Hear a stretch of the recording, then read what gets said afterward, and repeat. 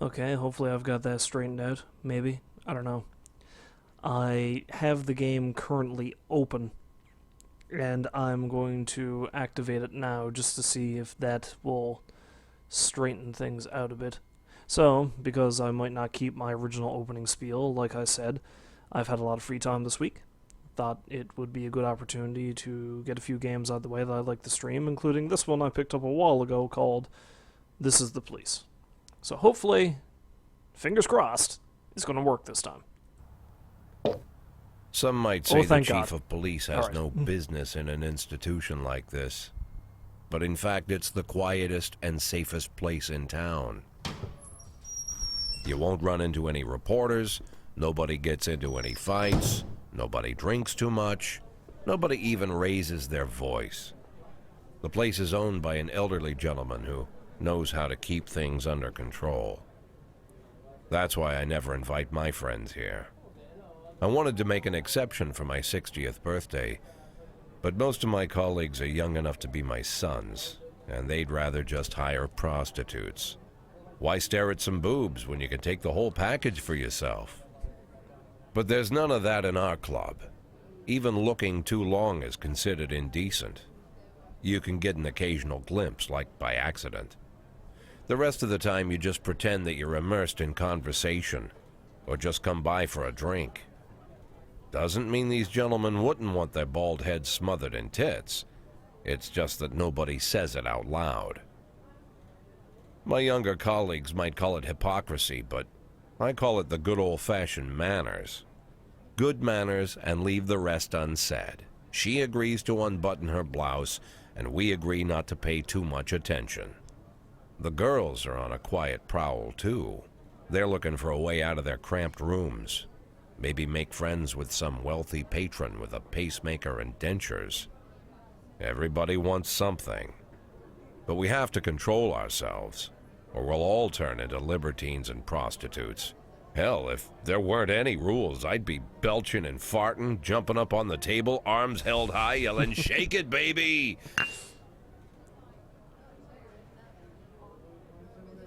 And this is No the guy. idea how I got so barbaric. This is the guy I'm playing as, apparently. Seems interesting. Well, as far as intros go, it's certainly an interesting one, now that I finally got the damn thing to work. The game certainly seems fairly stylish so far. I like that. Let's see. Options. Graphics, all this is... I don't know what the hell aberration means, but okay. Audio is probably fine the way it is. At least I assume it is, anyway.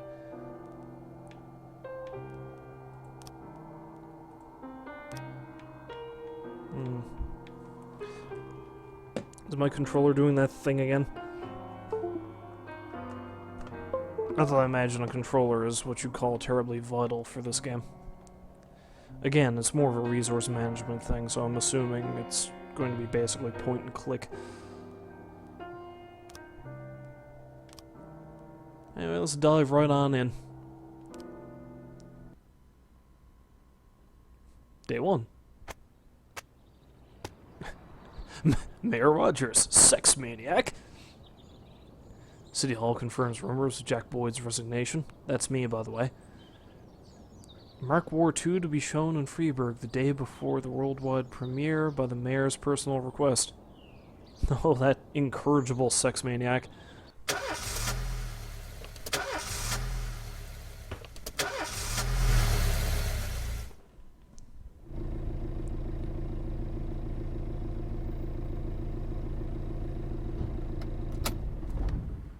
When I was a kid, my father sometimes told me at bedtime that if I closed my eyes and didn't open them for a long time, all the demons would blow away. Nice inconsistency Yesterday I in the turned caption 60, but I still take his advice. Not because I'm sentimental or want to keep the memory of my father alive. I just can't think of a better solution.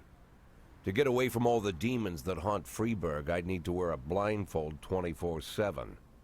Plus, it's a good idea to act blind when talking to reporters. At least that's what my colleagues say. They're afraid of press conferences. But for me, it's more like a confessional.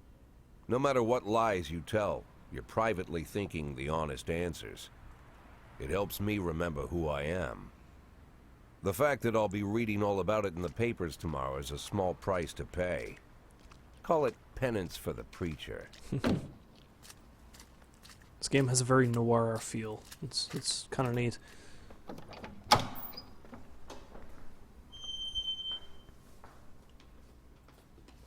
This is the first time I'm afraid of those answers my mind has given me. Not because I'm mad I'm losing my job. Though it's true, I'm mad as hell. Not because I subconsciously blame everyone else. Though I damn sure do blame them. And don't even ask me what my next move is. I can't imagine. But even that doesn't scare me. The worst thing is, I know I'm gonna have to do something. And I'll be damned if I know how far I'll go.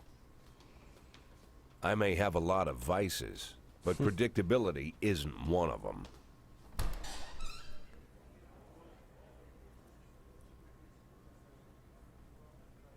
I learned a long time ago how to drive away the swarming demons. But what do you do when they're trying to rip your soul from your skin? Shutting my eyes tight as I can. The best solution remains the same. Play blind. I just hope the reporters think I was blinded by the camera flash. Yeah, closing your eyes is only going to work for so long as it takes for you to walk into a desk. Good morning. Yesterday, the mayor's office officially announced your resignation. Did this come as a surprise, or did you know about it in advance?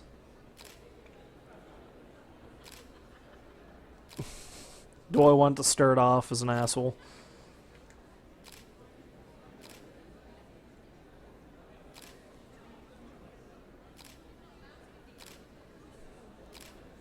Let's start angry. Mayor Rogers is a dishonorable, corrupt politician, and he's been waiting for an opportunity to get rid of me. Do you already know the name of your successor?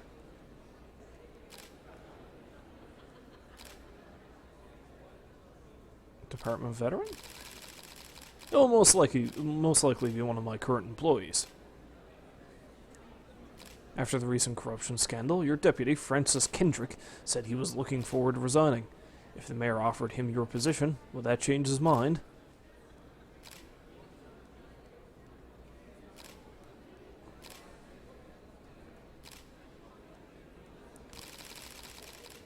He's made up his mind to leave. I don't see anything affecting that decision. Although Kendrick was acquitted, many still believe that the police are cooperating with the mafia. Do you have anything to say about this?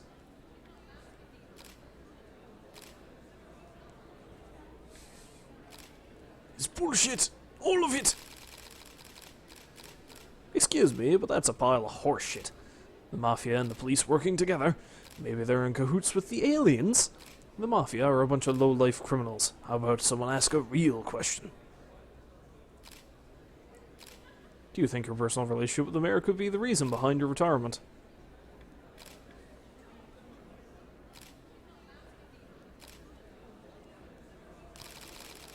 Of course it's the reason. Personal relations are always important, no matter what anyone says.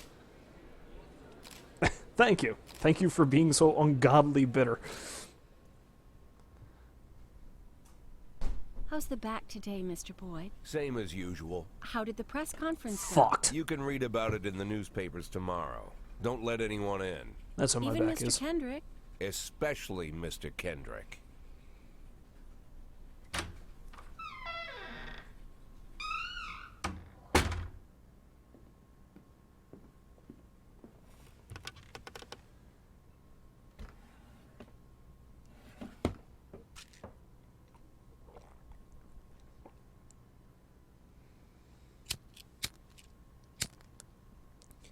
It's always a good start to the day when you break out the pills and the cigar.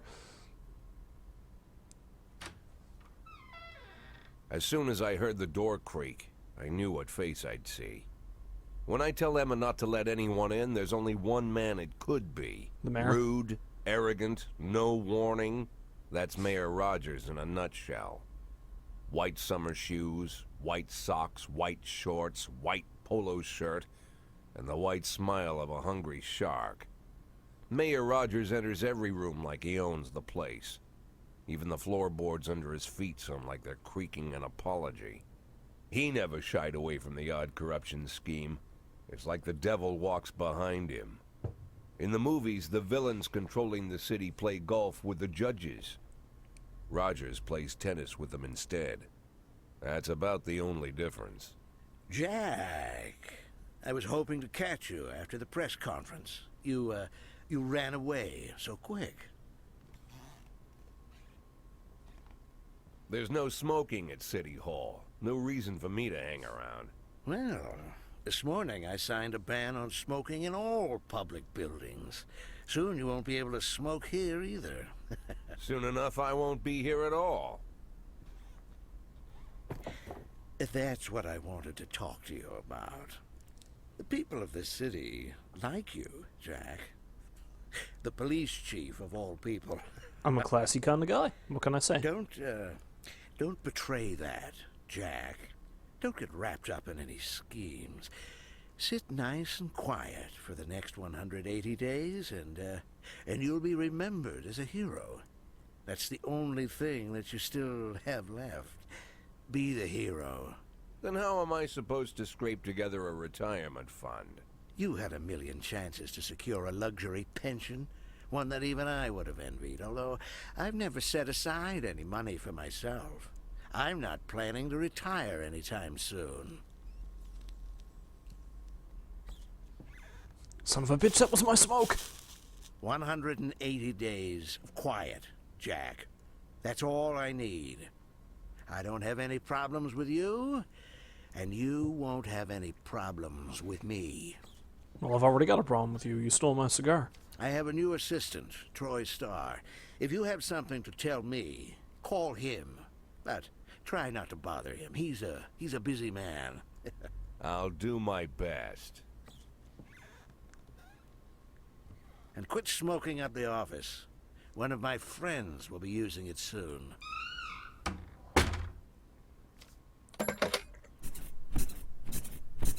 I see. I'm sorry, babe.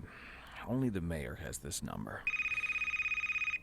Mr. Mayor? Yeah, is this Troy Starr? Yes? Go fuck yourself, Troy Starr. But he just had somebody else doing that for him.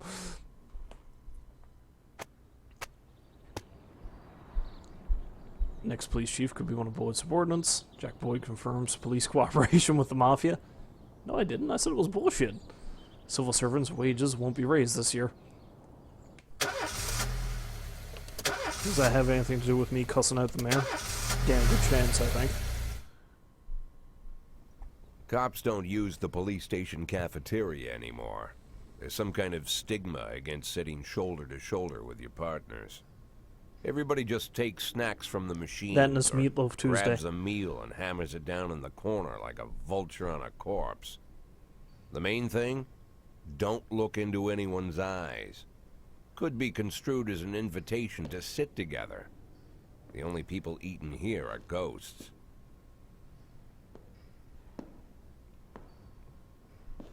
This one's My solid-looking deputy, ghost. Francis Kendrick. He recently became one of those ghosts. The subject of one of the most devastating corruption scandals in the history of Freeburg. No evidence to support the accusations, but everyone knows Kendrick's days are numbered. I need that file I asked for. Needs to be ready tonight. Francis didn't say anything, but I understood. Ghosts aren't supposed to talk. Besides, I got a feeling he was already finished. He looks a little bit like Commissioner Gordon. Seeing as how I mentioned Gotham earlier. Would you like to receive tips on how the game works? Show me what you've got. I'm a 60-year-old police chief a few months away from retirement. I don't need anyone telling me how to do my job. No, I think I'm going to accept that helping hand. Thank you very much. Shifts. Freeburg PD organizes upcoming work assignments into shifts for today and tomorrow. Every shift, officers respond to crimes in progress, and detectives continue their investigations. You can freely move employees between shifts. All officers and detectives possess several important characteristics. Professionalism shows the overall efficiency level of your policeman. A figure around 150 is considered average. Any policeman who falls short of this mark is not entirely reliable, while those whose professionalism is considerably higher than average are a safe bet, even in a pinch. An individual's level of professionalism may rise and fall over the course of their career. Wait, so is that it? There? 1,230? If so, holy shit. Good on you, Abrams. Energy shows how tired your policemen are. The less energy your people have, the less reliable their work, and the policeman who is exhausted might fall asleep at the wheel or make a critical error on the job. Your employees lose 1 point of energy after each working day, and restore 1 point after each day of rest. Your employees don't tell you everything. Some additional characteristics are hidden from view. For instance, some cops are lazy and will come up with any reason they can think of to take the day off, while others like to drink too much. You can only guess about these things, but you should be able to draw your own conclusions based on the behavior of your employees. Okay. So, my beat cops are Kochi, Yancey, Purdy, Tsubaki, Asano, Austin, Price, and I guess Mole, DeBrito, and Armstrong are my detectives.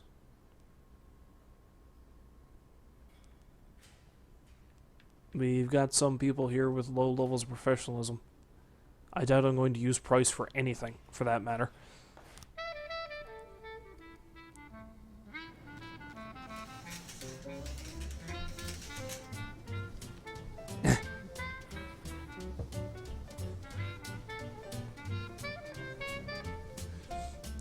Responding to calls is the bread and butter of police work. You'll need to send your officers to the crime scene before the timer expires. The mark on the map shows where the call came from. The further away the destination is from the police station, the longer it will take your officers to travel back and forth. So the longer your people will be tied up and unavailable for upcoming work. Hit and run. Every day mall.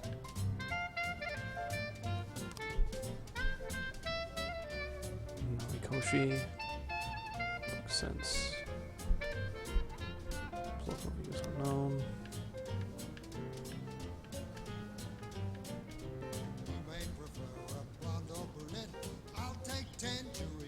Interesting tune.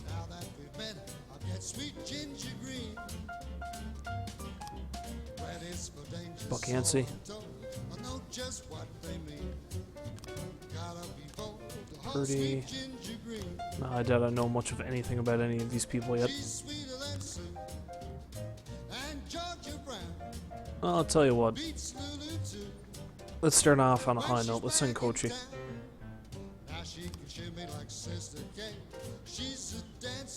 Once I figure out how to... Okay, there we go. The easiest way to determine how difficult a task might be is to check how many units you are allowed to send on the call. The more units you can send, the more serious the alleged threat. Particularly risky missions give you the option of sending SWAT, but they must be accompanied by at least one officer. Number of slots is not the only thing to consider. Any available information, from the location of the crime scene to the presence of weapons and so on. All this can tell you how seriously each case should be taken. A mission might look simple at first glance, until it turns into a brutal meat grinder. Yeah, don't you just hate it when that happens? Or a serious call can come in which turns out to be a false alarm. Like, you know, a kitten stuck up a tree turns into, like, I don't know, a nuclear threat. Nuclear kittens. There you go. That's the problem.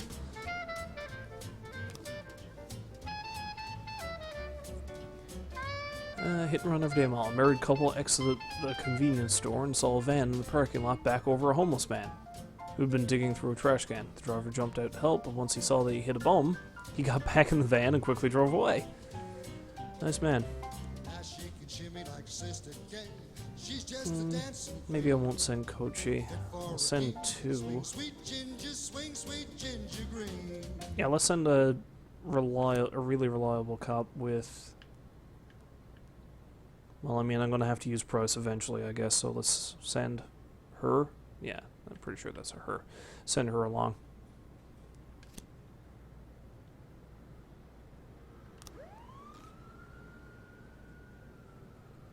Interesting overview.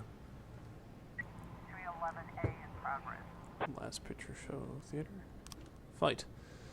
Theater manager reports that during a showing of Citizen Kane, a drunk man attempted to force his way into the theater, carrying a snowboard decorated with the word Rosebud. When he was denied entry, he violently attacked the cashier and is currently fighting with the theater security guard. Oh man, don't you just hate those die-hard Citizen Kane fans? Okay, I'm not going to want to fuck around with this one, I don't think, so let's send my two better officers. Send Kochi and Purdy. I'm probably fucking this up badly, you know?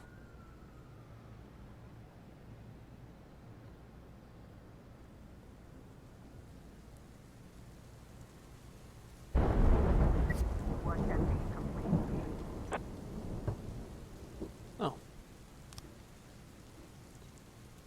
When everything goes well, the police capture the criminals and nobody dies. But the truth is, sometimes the criminals manage to escape.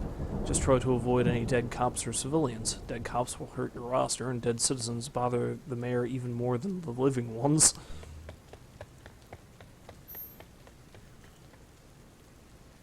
Offender escaped, officers unharmed.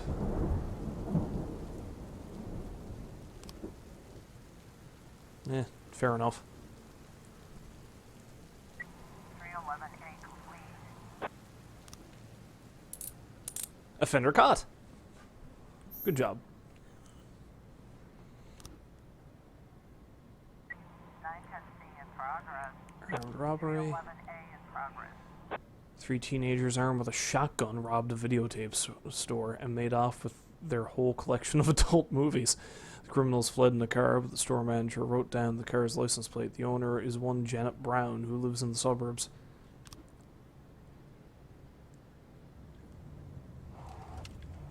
Okay.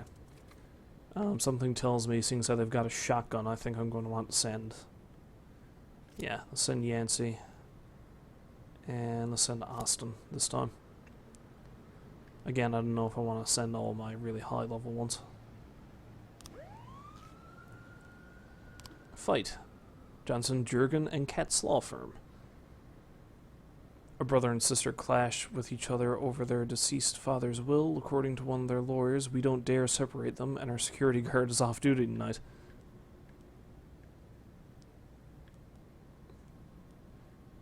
Let's send Tsubaki and Price.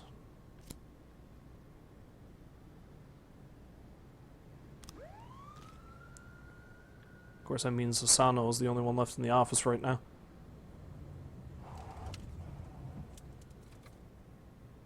412A in progress. Okay. Ghetto. Assault. A passerby saw some teenagers attack an elderly musician.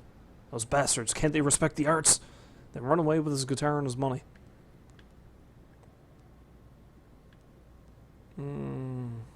I don't know. No, I'm not going to want to send everybody, I don't think. So yeah, let's just send Kochi and Asano, I think.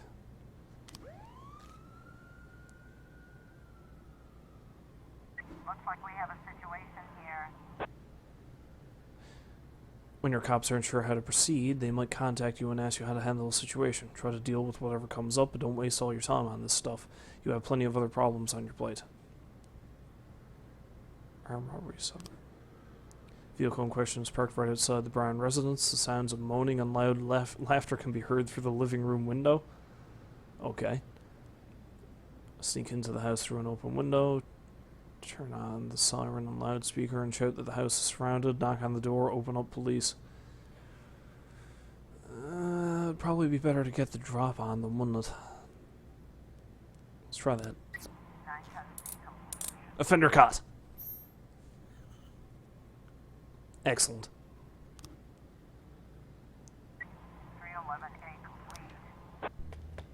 offender escaped. Shit.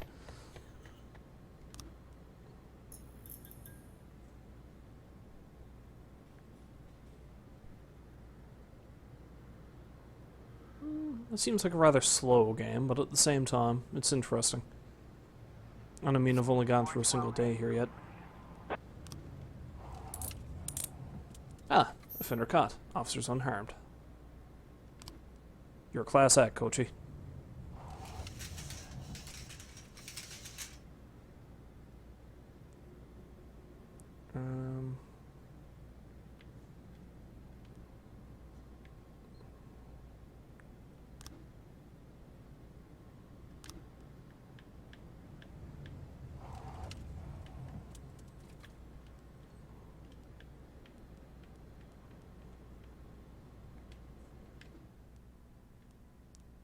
Okay, it's telling me to end the day. How do I do that using the controller? No, that's not it.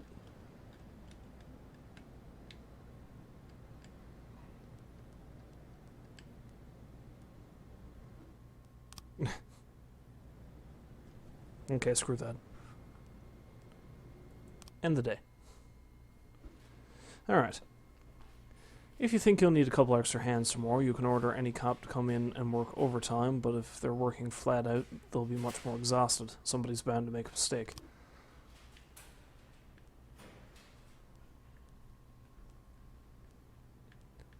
Alright.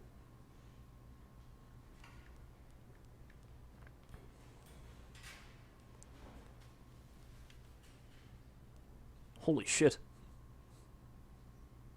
Stovall. That dude is like stupidly professional. Okay, for the most part, Shift B seems rather impressive. I mean, Shift B, Shift A. Yeah, screw it. Let's stick with these guys.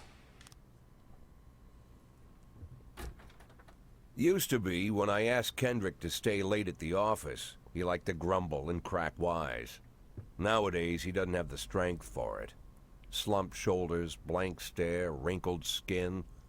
The past few weeks, I don't hardly recognize my old friend. In his younger years, he reminded me of a gallant royal officer in an old Kipling story. Kendrick isn't just crumbling under the weight of the public pressure, but from the shame of it all. Internal Affairs raided the library he inherited from his grandfather, hoping they'd find buckets of cash stashed in the pages. Heard about the look on his face, the fearless policeman standing helpless in horror. I've known Francis for 30 years. The past 20 years he's played loose with the law. And I know that at a certain point every stolen dollar brings more misery than anything else. Probably sounds crazy, but I sympathize with the guy. What can I do? Your friends are your friends, and these are the waters we swim in. And look at that face. Can't you sympathize with that face? Called all of the people on that list today. Now they know you're in business, so you could get a call from any of them. You don't need to worry about any of them. I've cleared them all. And what kind of business are we talking here? It's nothing too serious, just like you asked. Should be just a few small favors. Payments will vary depending on the situation and who you're dealing with. How much are you looking to earn? $500,000. $500,000? Why not a whole million? Because everybody wants to take $1 million. Figured I'd try something different. And go halvesies. $500,000 in 180 days? Well, you could earn it all above board if you netted all the big fish and hit all your bonuses. Never knew you for a fisherman. Well, you never got into my business, and I'm not trying to get into yours. But be careful about bringing in any other cops. Sooner or later, they'll put the finger on you. And one more thing, Jack. I remember what you said, but I should probably add one more name to that list. Christopher Sand. Sand. Christopher G. Sand. Everyone knows the name, but few could tell you who he is. The old man stays away from the spotlight. Always wears old-fashioned jeans and knitted sweaters. gives to charity, rarely attends social events. An avid hunter, I hear. Even dabbles in poetry. You'd never guess he's the head of the oldest and most powerful gang in the city. Goes back as far as his great-grandfather. And Sand is strict about following the old rules. He rarely involves himself in commonplace murders and robberies. Hardly needs to intimidate anyone to get his point across. The people who work for him each have their sphere. They provide protection where needed, even work with the authorities when they want to make a deal. Meanwhile, Sand pulls the strings without getting his hands dirty. People sometimes mistake his quiet approach. A couple years ago, an arms dealer decided to expand its business without asking permission, and his whole family paid the price. At Christmas of all times, In apparently. 4 weeks, Sand killed 31 people. Old men, women, even a few teenagers. And Sand's people made sure every paper reported it. Really, they only killed that guy because of the sweater. Frank, I don't want to hear you say that name again. Jack, please, listen to me. I'm in with these guys. We agreed, Frank. That's not the kind of business I'm into. I don't go there. Never have, never will.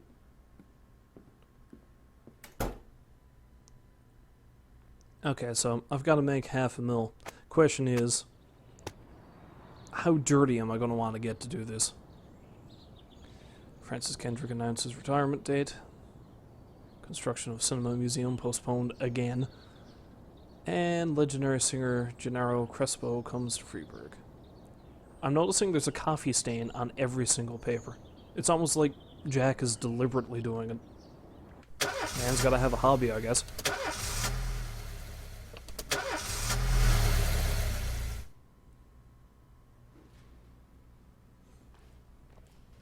When a police officer is too tired to be effective, he will ask for a day off. Some officers will request days off even when they're at full strength.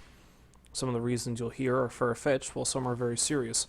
Don't overindulge your subordinates, but don't antagonize them either.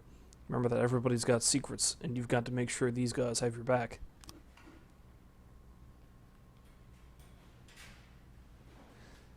My friend just crashed into someone's car in an intersection, and she's in a terrible panic. Can I go help her out?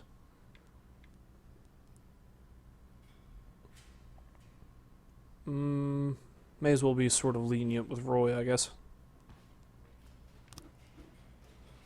It's fairly plausible.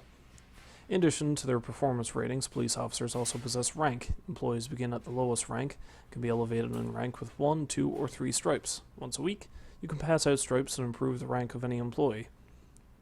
If you think that no one is worthy of the honor some week, you can postpone the ceremony until later. Insignias won't go out until your people are ready.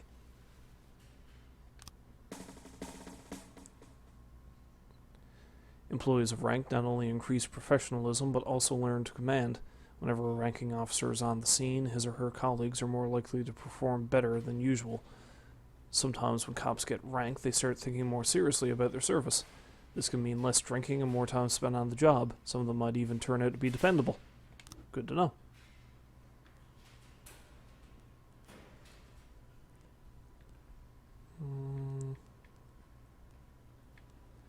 Let's give out 1 stripe and leave it there. Let's give it to the next guy up, I guess, Vandal. Can I do that?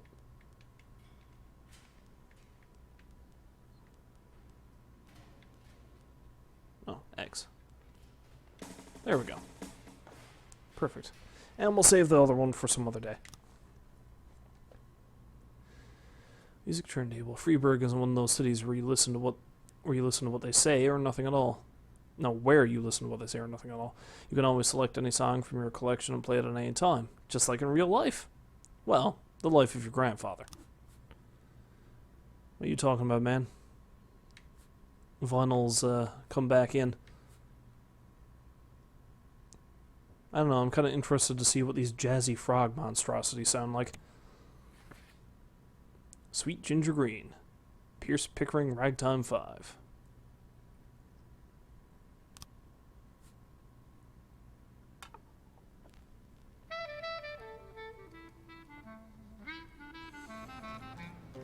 That's exactly how I expect Jazzy Frogs to sound like.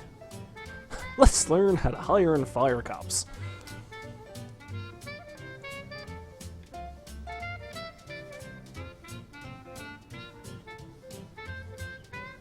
Okay, are you gonna tell me how I do that then? Is it the affairs thing here? Yes. Affairs. Police station.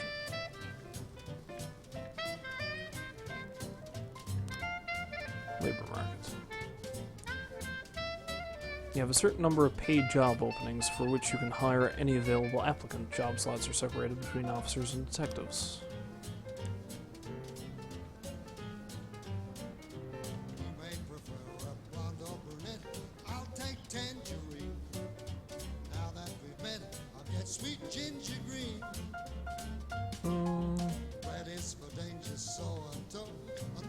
Oh, I have no choice but to hire this guy.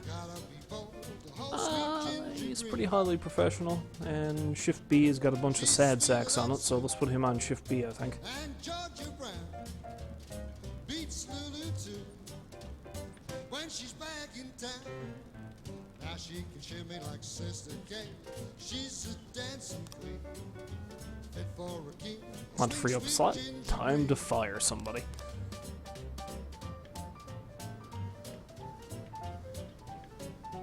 But I don't want to fire him. He's like the best dude on the shift. Can I pick somebody else? Okay, I can. Alright, good.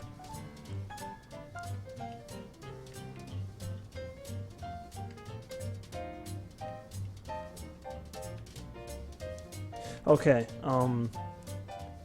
so what I'm getting out of this is that the controls for this aren't that great.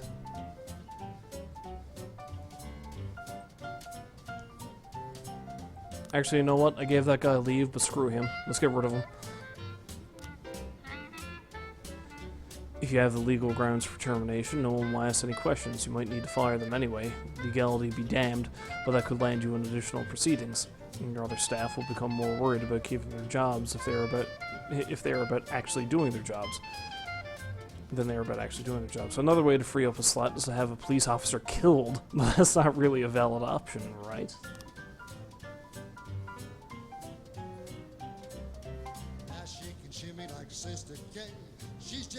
Fire legally. Didn't come to work. Came to work drunk. Too old.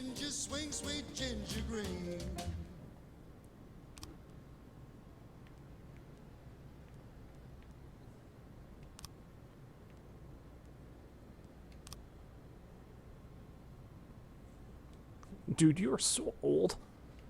We could probably use another detective, actually.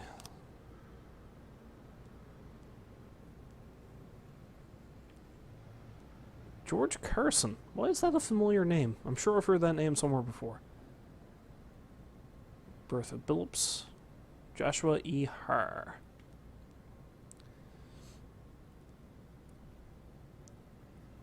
They all have the same level of professionalism, so you know what? Let's hire this guy simply because he looks dapper and his name is pretty cool.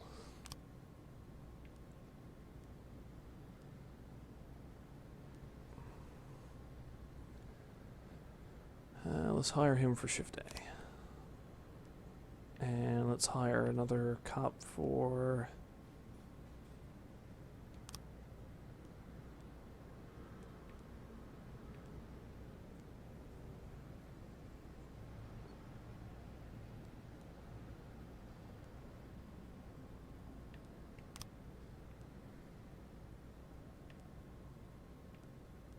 yeah, this guy's pretty good. Let's hire him also for shift A. There. Alright.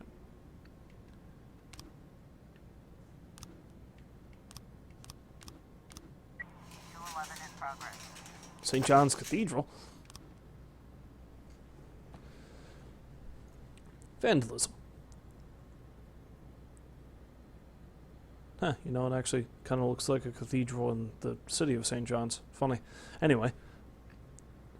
We received a frightened call from the local cathedral this morning, but the abbot discovered that someone entered the old cemetery during the night. The old yard's tombstones are painted with satanic symbols, and some have been broken into pieces. Seems there are even marks from a shovel, but the abbot would say no more. It doesn't seem like a terribly difficult one, to be honest. So let's send Robbins and Birch Jr. Give him a nice easy one, see what happens.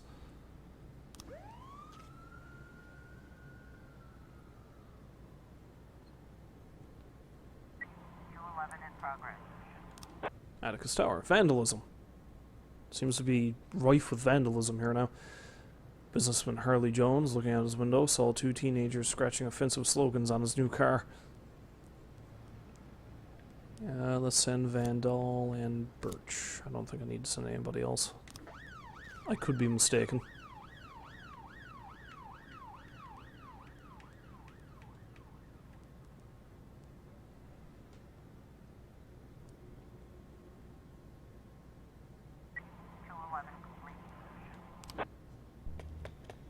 Damn it. 1210 in progress. Eddie's Burgers? Suspicious individual. A waitress named Mila reports that she just served a chicken Eddie and a Diet Coke to a dangerous criminal who she'd seen on television just this morning. The culprit is sitting at the window eating a burger. For some reason, I get the distinct feeling that might not be as serious as it would appear. I'll send two people just to be on the safe side, though.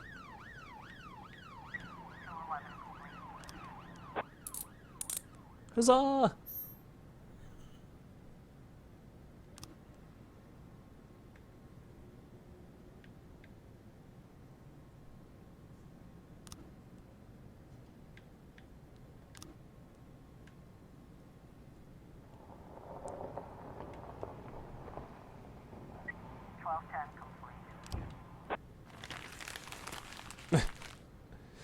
The waitress had mistaken retired officer Frank Nero for the fugitive in question.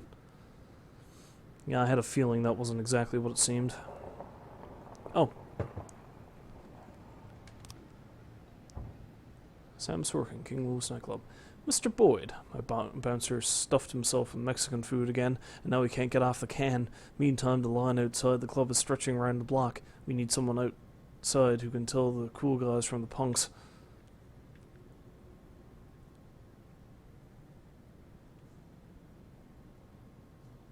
Wait, Birch and Birch Jr.? Wow.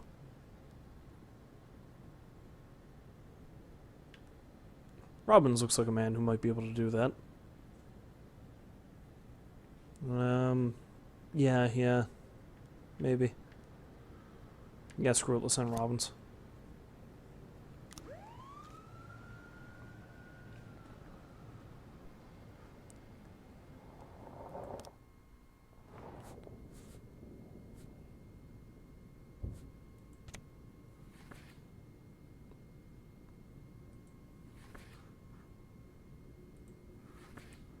Play myself a tune.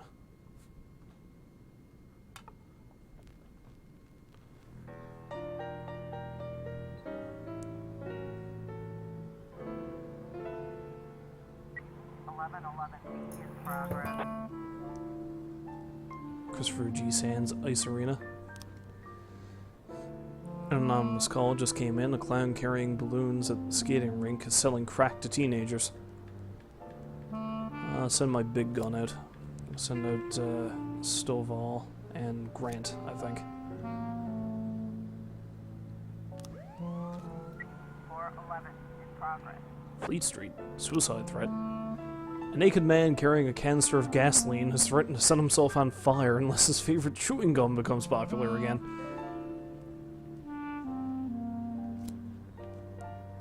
Send Vandal and young Birch.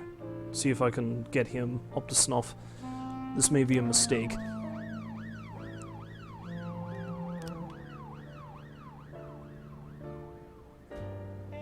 What? Sorry, Chief, but I quit, and one night I pulled in more cash than I earned in a month working at this dump. Mr. Sorkin said he wouldn't mind taking me on. I guess I just wasn't cut out to be a shit! I should have sent Birch Jr. I could have stood to lose him. Thanks for your help, Mr. Boyd. I lost a good cop, man! Frick. Let's see if I do a favor for you again, Sorkin.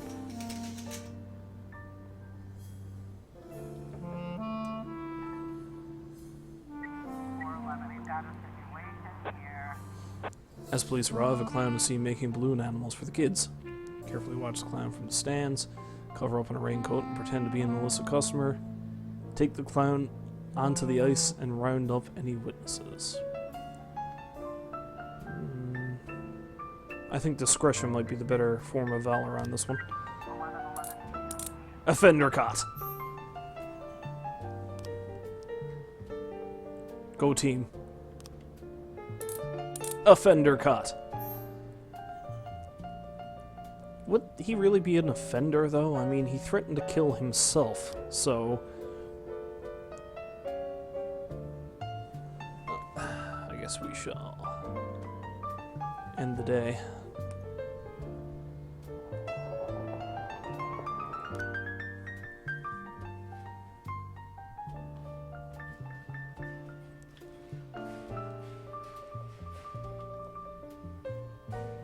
Everyone on the next shift is pretty well rested, except for DeBrito. Price.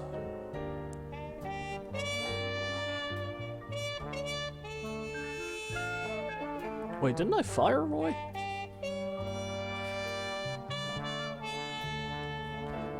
Positive I fired Roy. Oh, and he's left. Yeah, I'm gonna need somebody for the for shift A. Next chance I get.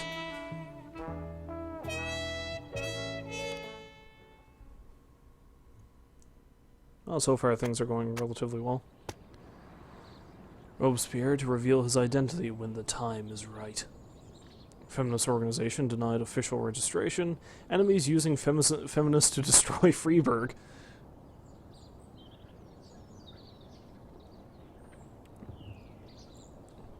Okay. I see we only have one coffee stain this morning.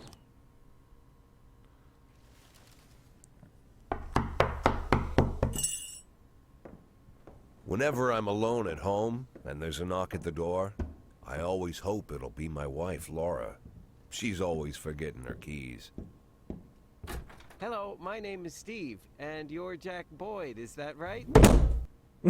To get to my front door, the Bible boys walked about a mile from the local bus stop, jumping over mud puddles and skirting a couple of landfills. Laura doesn't go in for religion either. But according to her, these brave lunatics with their fake smiles deserve at least a minute of attention. She patiently listens to them, asks them questions, regales them with pastries, and never once dropping a hint of How do condescension. you regale someone with When a I pastry? watch her do it, I've got to admit, it gets me. I'd have hugged those boys, sat with them on the porch, and lit up a cigar.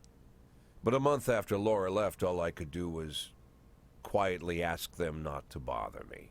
Today I'm a little rougher still. Shut the door on his nose this time. Another couple weeks at this rate and I'll be greeting anyone who comes close with my service pistol pointed towards the sky, ready to fire my warning shots.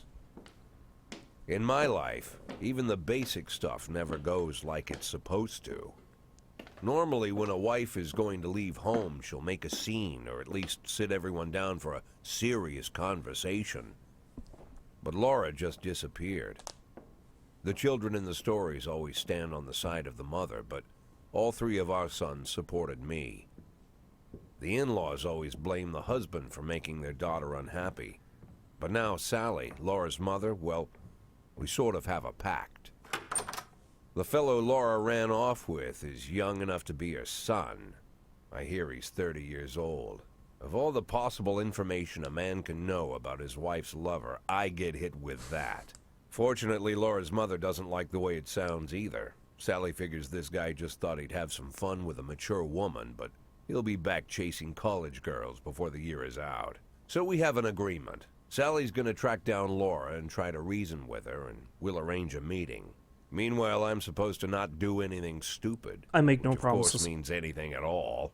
It's a crazy situation. I'm the police chief, and the person I'm trusting to find my wife is an old woman armed with a phone book.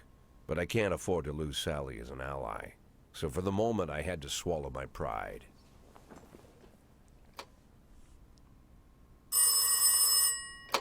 Hello.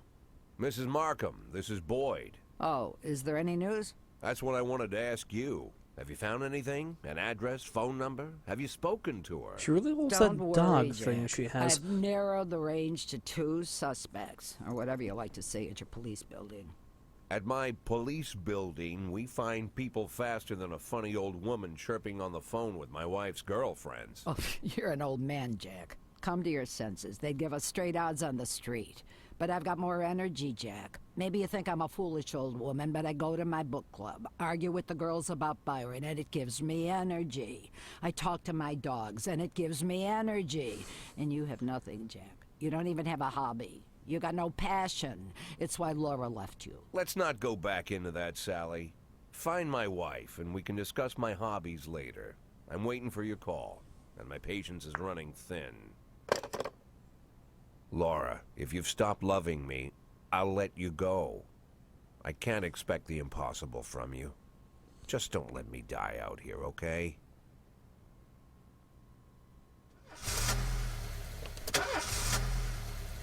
Boyd seems like an interesting fellow. He's clearly getting too old for this shit. I've got a single stripe.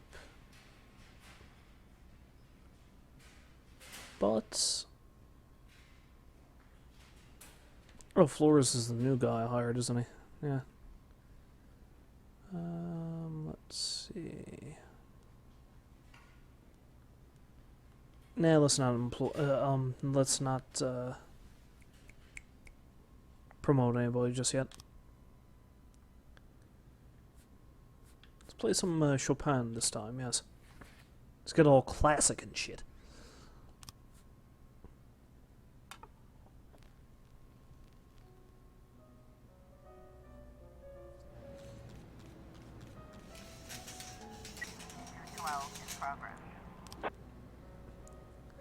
A member of the city's cleaning crew saw an elderly man approaching some expensive cars in the parking lot carrying a long iron rod.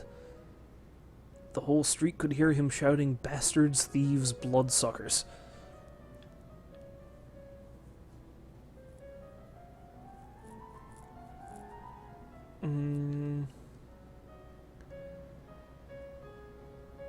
Let's send... honestly, I'm beginning to view Price as being a bit of a lost cause, so I don't know if I'm even going to bother sending her anymore. How about we send Purdy, and we send Austin. There we go. Also, let's check affairs. Well, not yet, but... if someone commits a serious crime and flees the scene, the case goes to your detectives.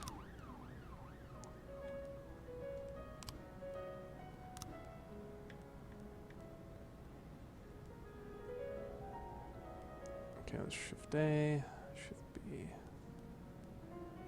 Yeah, we got what? 7 beat cops on shift A. Yeah, we're gonna need at least one more, I'd say.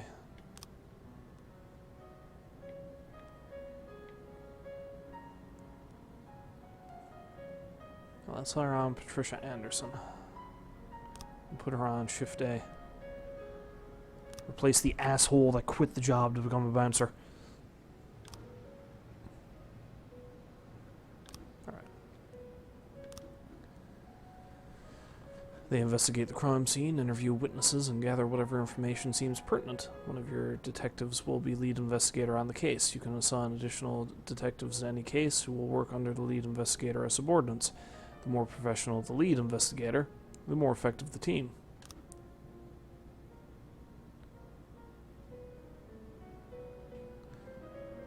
Black activist Ronnie Moore was found shot outside his home. Let's get Mole. And am I going to want... yeah, it's just well to get at least one other person. I won't bother putting DeBrito on the scene, because apparently he's a tired old fucker. According to that, anyway. Armstrong it is.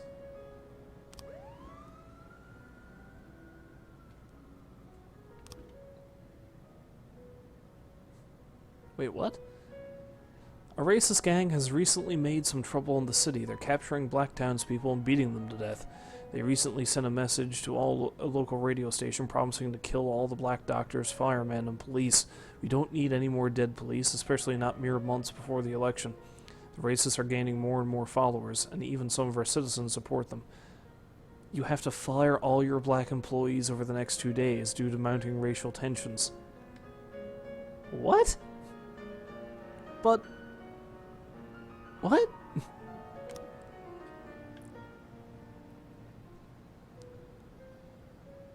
I don't think I'm going to end up doing that. Especially since one of my black cops is the best dude I've got on Shift A. That, and you know, I'm not going to bow down to the whims of a bunch of racist fucktards, so yeah. Although something tells me it's going to come back and bite me in the ass. Ooh, this looks like it's going to be a difficult one. Carjacking. A gas station surveillance camera recorded a car that's on the stolen vehicles list. Oh, Flores, this is your time to shine. I'll send in you and Asano and Tsubaki, I think. I won't bother sending out anybody else because I might need them for other things.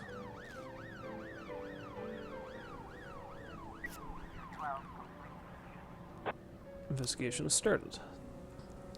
Detectives have interviewed witnesses, collected evidence from the scene, and are pursuing the investigation. Expect results.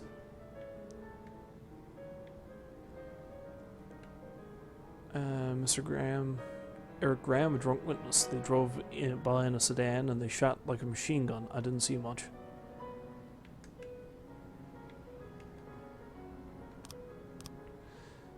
Glenn Clayton, neighbor. I only heard a few muffled shots. Mr. Carr. He got what he deserved. He's been causing trouble for a long time, and recently there's been lots of cursing and carrying on. Miss Cobb. I don't remember the car, and the neighborhood was quiet. I never heard any shots. Daryl Carpenter, a neighbor. The police these days don't do nothing. I almost died myself. I went to buy some medicine and was nearly hit by some idiot's car.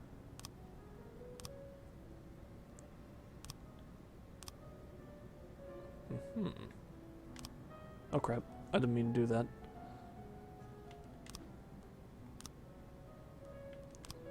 Let's see.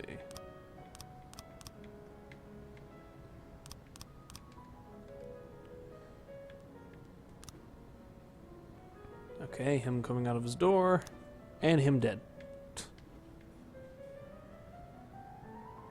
So, they don't really have a hell of a lot to go on, do they? One minute he was alive, and then he was dead. First he started to fall over, and then he fell over.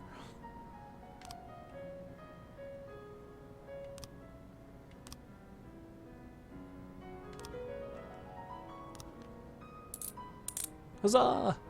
Offender caught. Perfect.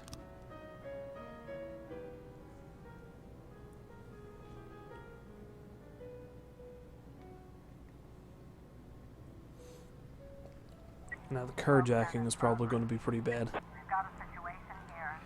Oh, carjacking. The driver is nowhere to be seen.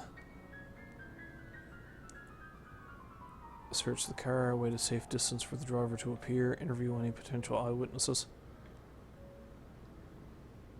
Interview. Offender caught. Excellent. Officers unharmed, civilians unharmed. Desire Park, suspicious individual. Corey Ramsey, mother of several children, has expressed her concerns about a suspicious man wearing bifocals seated on a bench beside a playground. He's been watching the children for over an hour and has taken several photographs of them. Well, that's not creepy at all. How about we send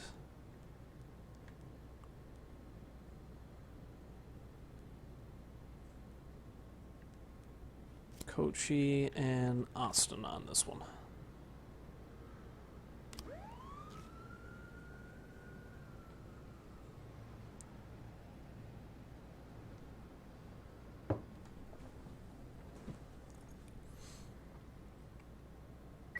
1210 complete. Offender caught. Perfect. Kazuki Tamura, Dragon's Lair Club. Mr. Boyd, I'm opening Freeburg's first martial arts club, and for my first exhibition, I want to hold a sparring match where one of my students takes on your toughest cop. After the fight, I'll teach your man a few tricks, something that will help him out on the streets.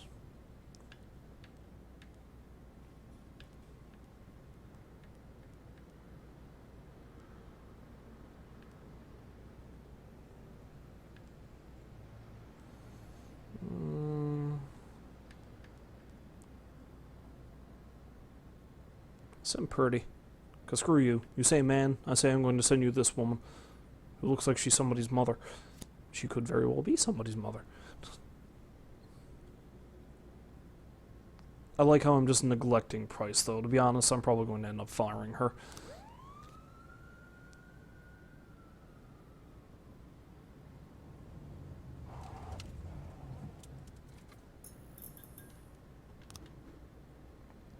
Your detectives present frames, different versions of what might have happened at the crime scene.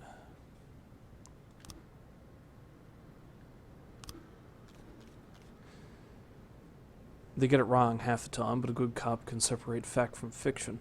If they know how to look at case materials, the more professional the detectives working on an investigation, the better their instincts. To get your suspects, you'll need to figure out the true sequence of events at the crime scene, using the frames you think likely, sometimes with a little guesswork thrown in. If you add it all up, but the sequence fails, you're probably telling the wrong story.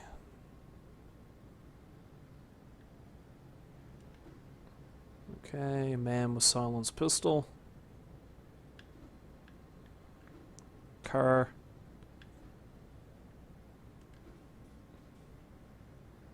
Drug lord. That's a great name for a pharmacy.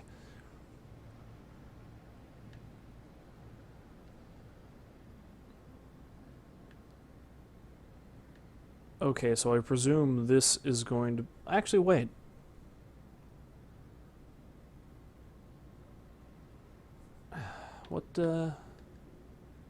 What were these again?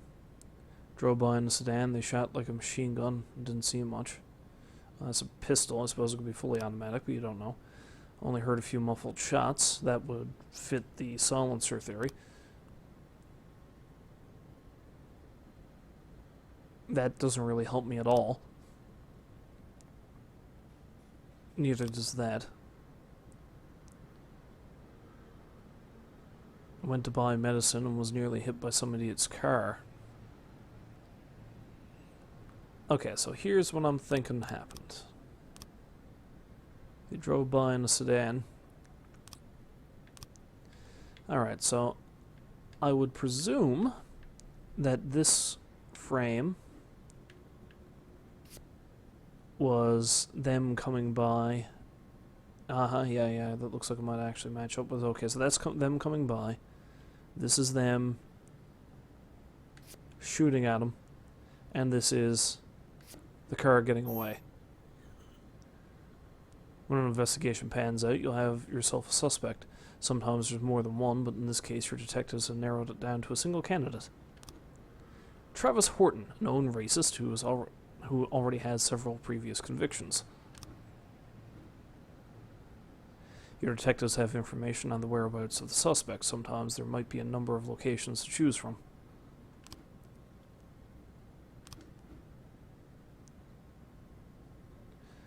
To carry out the arrest, 2 officers must escort the lead investigator to apprehend the suspect. If the lead investigator is not on duty, the arrest will have to wait, but remember that fugitives won't sit patiently until your schedule clears. Well, what's the good of them? Also remember that criminals will react in different ways. A frightened thief is likely to surrender as soon as the game is up. A brutal killer might want to see just how many he can take with him. With more dangerous criminals, it's safer to send experienced officers, and even the SWAT team if you see fit. Well, I think it would probably be a good idea to send Flores, and maybe I'll send Asano. No, I'll send Yancey.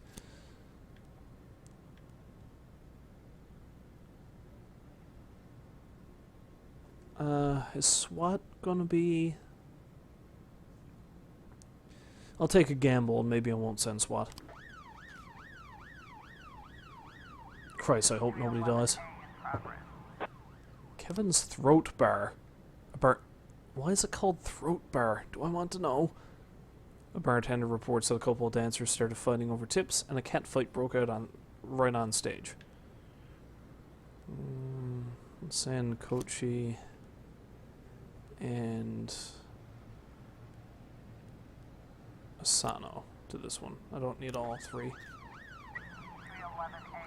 Octopus Restaurant, Jesus Christ. A bartender reported that a fight has broken out between a patron and the bar's bouncer. The man, apparently drunk, had climbed onto the stage while a local singer was performing and tried to sing a duet with her. Oh, alcohol makes fools of us all. Send Austin and Tsubaki.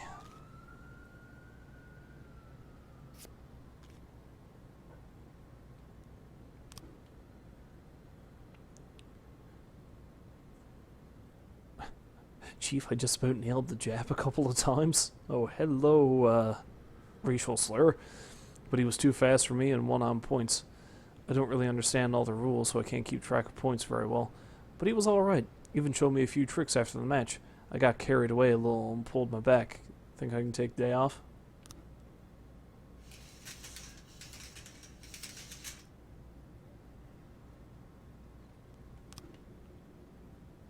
Offender caught. Hot damn. Case closed. We've got a situation here. On the stage are two strippers going at it, and it's gone beyond arguing to a full-on catfight. The bouncer is fast asleep, clearly too wasted to handle the situation. The drunken patrons are happily watching the fight.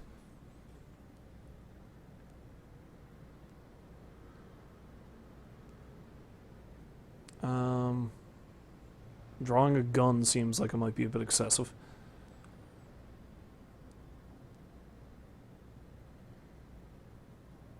That might be a poor option too. Let's go with this.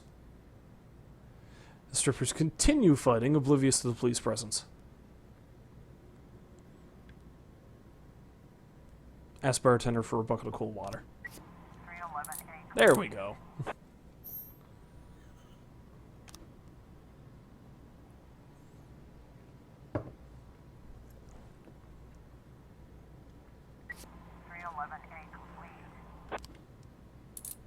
Offender caught. Alright, I feel like I'm doing a pretty good job with this so far.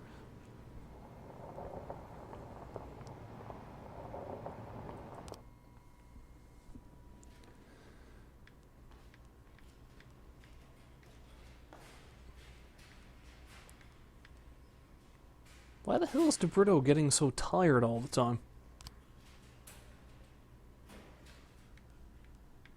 Like, I mean, I don't even have him doing anything.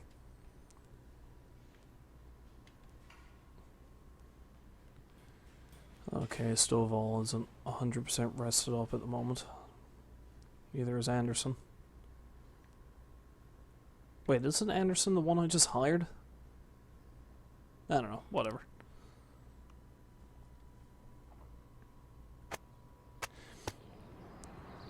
Retired police officer Thomas Blaine shoots pregnant woman. That's nice. Mayor Rogers, city has no problems with racists. So does that mean that there isn't a racism problem in the city? Or that the city officially has the stance that they're okay with racists? That's a very two-faced comment, is it not? Officer Blaine explains, I thought she was a suicide bomber. Well, that baby was about to go at any minute, I guess. That was a terrible joke. Why would a man need a barn? To store all the stuff you can't bring home. About 30 years ago, back when I was young and interested in farming, I carried all kinds of junk home. After a day in the field, I'd come home with buckets, shovels, dirty boots and clothes, and instantly transform the living room. But even back then, there's something I always kept in the barn. A spaceship. You're an alien. That's the twist, right? Right? It's a tiny spaceship. You're one of those dudes from Men in Black. I stopped keeping my pills inside the house because every time I was about to take a triple, someone would knock on my bedroom Or you're door. just a drug Now they're addict, either knocking way. on my barn door. Well, fine. It's not every day that someone comes to visit your barn. In all the years we worked together, Kendrick never came to visit the house. We drank at bars, went fishing, went to the mountains, even chased off some poachers one time. But he never came for dinner with the family. We never watched football over here. And now he's brought his friends to visit my barn. I always try to look unsurprised, like it's an everyday thing to get visitors at the old barn, especially guests with their own personal bodyguards. But Kendrick is sharp enough to see he's caught me with my pants on backwards. Sorry for the surprise, Jack. We saw you from the car. Figured we'd find you in here. I'm going in for a minute, fellas. These guys will wait outside.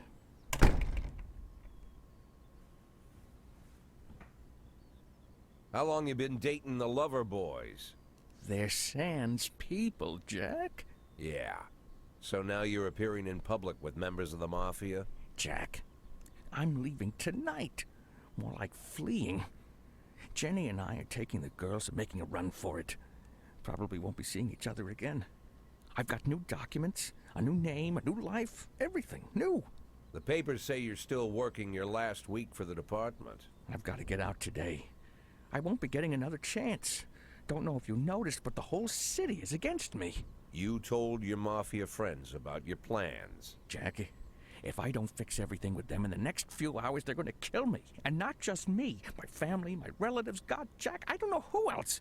They found out that I was planning to run and they demanded that we close our contract today. Your contract, Frank? Really? Is that how you talk now? Maybe you should call in the lawyers to straighten all this out. Now is not the time, Jack, please. I have a commitment to them until the end of the year. They need an inside line at police headquarters. I can't just give them back the money. That's not how the Mafia works. If I can't find someone I can trust tonight, I'm dead. Let me guess, You that's know me, right? Jack, I wouldn't ask you if I wasn't afraid they'd cut my daughters to pieces before sunrise. He's the damn fool who puts his daughters in the crosshairs in the first place. Anyone in my place would have dressed him down good. But I didn't want to pile it on. Fate's already got this guy's soul in the grinder.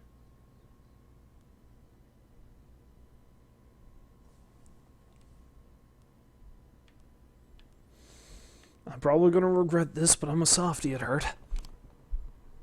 Give him my phone number and tell him it's done.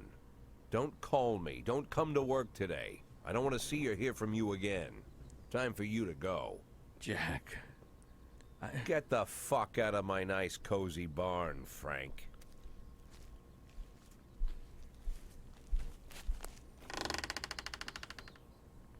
At the time, I was trying not to think about what just happened. It was almost too much to take in. I'm probably the most popular police chief in the history of the city, and I have to admit, I've thought about that more than once, sometimes with a little pride even. In one of the features they wrote about me in the papers, they said it pretty plain. He catches the criminals. Believe me, high praise like that is unheard of in Freeburg, especially for a cop. High praise, you know, for And here doing I the am, job you're the hired person to who do. catches criminals.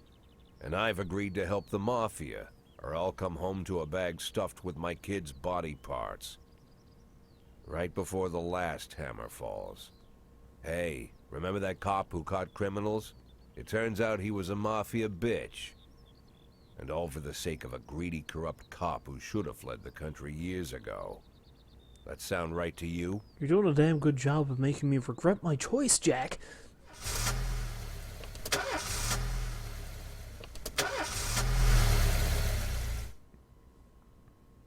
Let's just keep going on as if things were normal.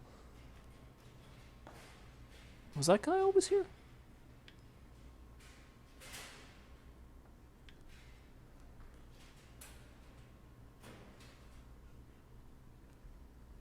Can I promote detectives? Yeah, there we go. May as well promote a detective. Alright.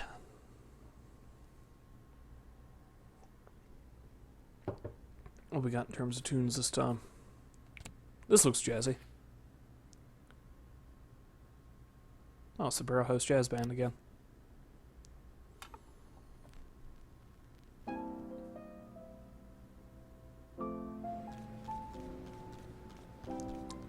Request to City Hall. No matter your personal relationship with the city's administration, your police station is at their mercy.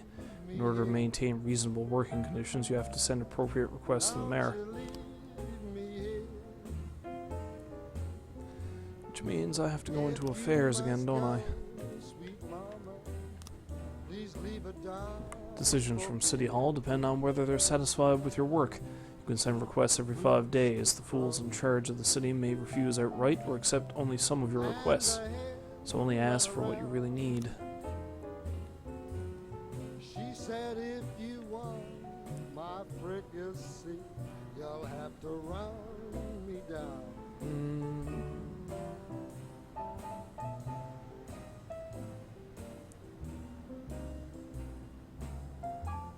I think I might have a comfortable level of beat cops for now, so I'm thinking maybe more detectives mightn't be a bad idea.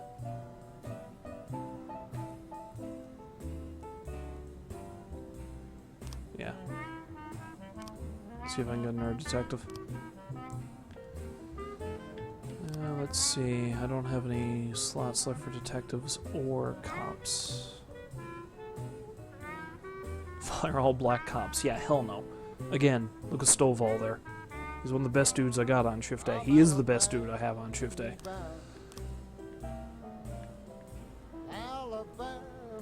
Right now, though, I think I need to fire one Price. I followed you round from town to town. I'm Alabama bound. Don't you leave me here.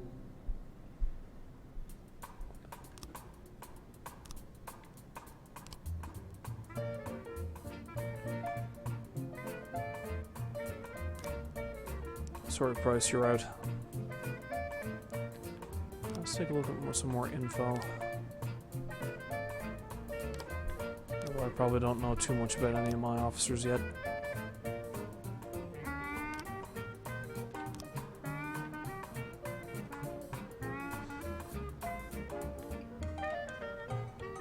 Let's hire... I don't know. This man has impressive eyebrows. Let's hire him. Shift B. There we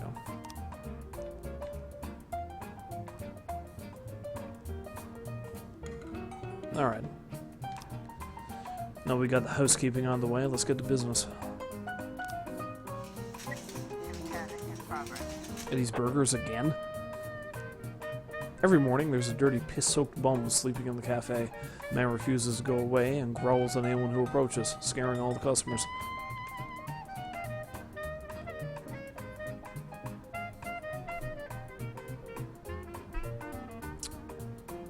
Well, Anderson, you're new, so we'll send you, and let's send you with Birch Jr. I don't want to fire him just yet, but I'm seriously thinking about it, believe me.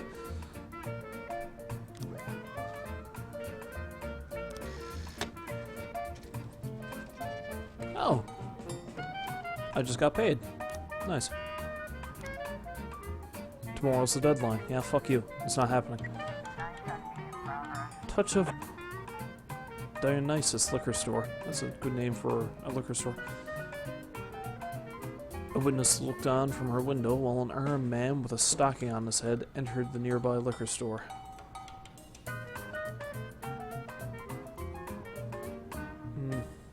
I still think it seems a bit excessive to send SWAT even for that, so let's send...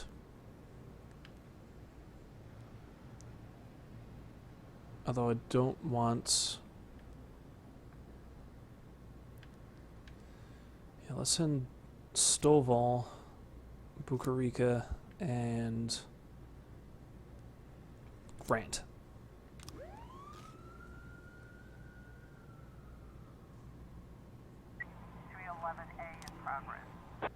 Hot dog vendor reports that he saw two Elvis impersonators grappling right there on the sidewalk. They're swearing in Spanish and beating each other with microphone stands. Excuse me for a moment while I savor the mental picture that this is conjuring. Okay, alright. Let's send Vandal and Bert Sr.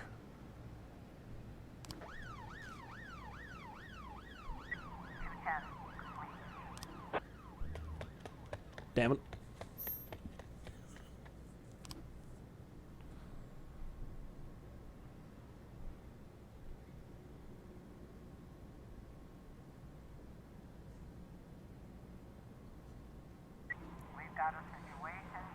The shop has two exits from which a few people have already fled.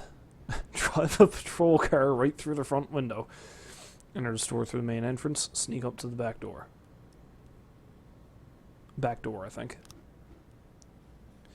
The stick-up man noticed the police presence and took the cashier hostage. He's holding his gun to the hostage's head, shouting, "Back off or I'll blow his goddamn face off." Meanwhile, the cashier is yelling in an unknown language. Quiet, Abdul, you're making things more complicated. You and the mash, shut your face and drop the weapon.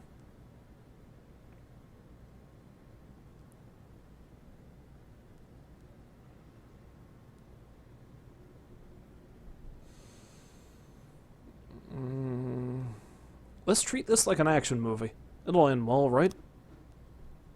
The robber grows visibly nervous. "Don't shoot, please. I just need the money. I'll just take a little bit and go. No one was hurt." The cashier begins to cry.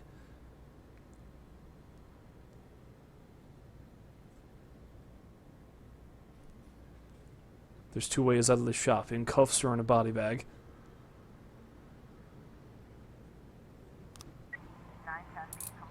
Excellent. The herd line approach worked.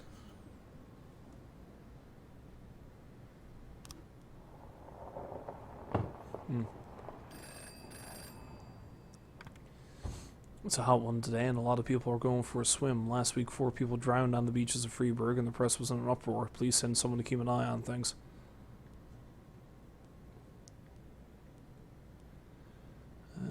Let's send Samadi. Maybe he'll be good for this. I don't think I've used him for anything yet, anyway.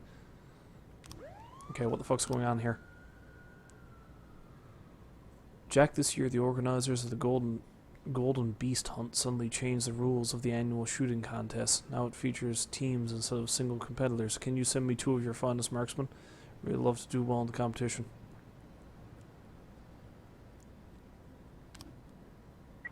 Let's wait until a few people come back. God damn it. 212 in progress.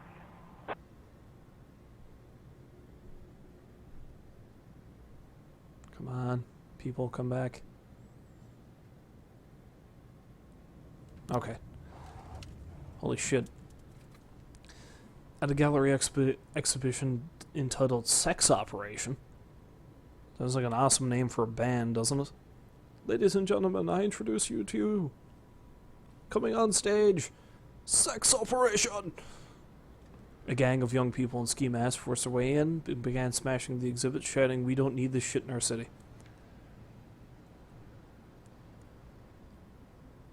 Well, Stovall looks like a man who probably enjoys a bit of Sex Operation, so I'll send him in. Send in him... and Anderson and Birch Jr. I'm probably going to regret this.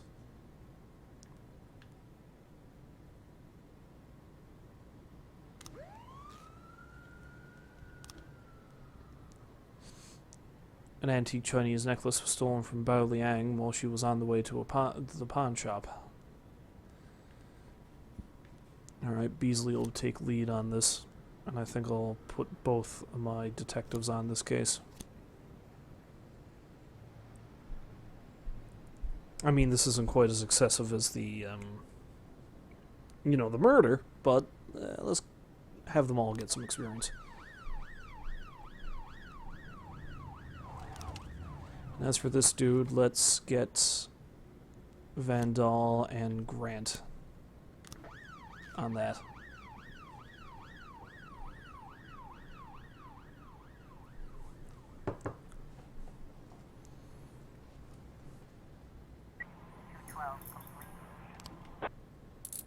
Excellent. Thank you, ladies and gentlemen. We are Sex Operation. And now for our next song.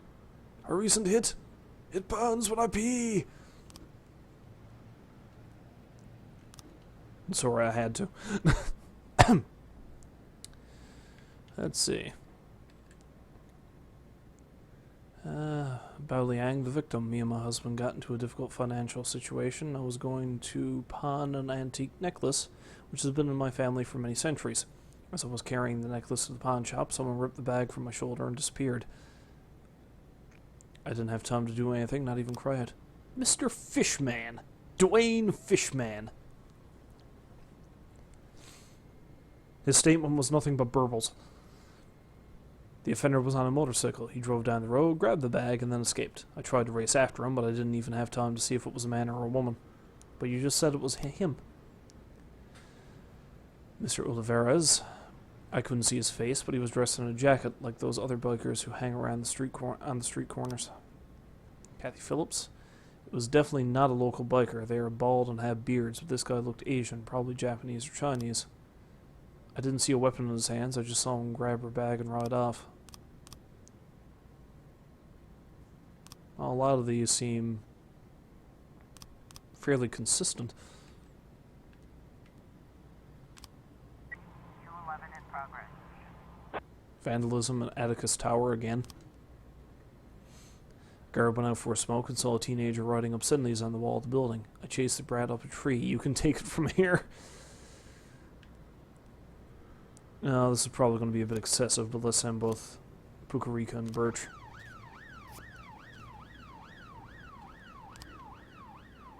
We did it, Boyd. We won. That Ernst really knows a lot about shooting. Even taught us a thing or two. He invited us out hunting to celebrate the victory, so we'll be taking a day off. We deserve it. Alright, that's cool.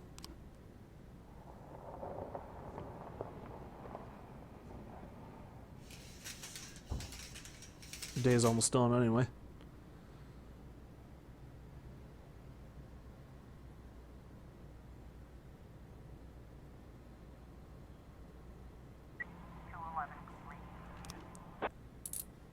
Perfect.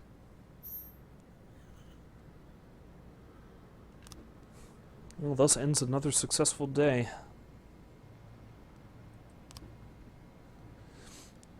Looks like tomorrow's going to be a long day. More like the first of a lot of long days. There's just too much going on.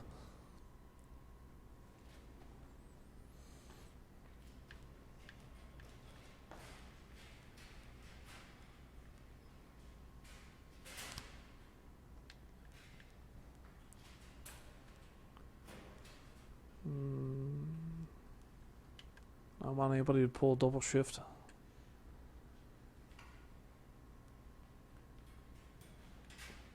Not right now. Let's not start pulling this shit on my employees just yet.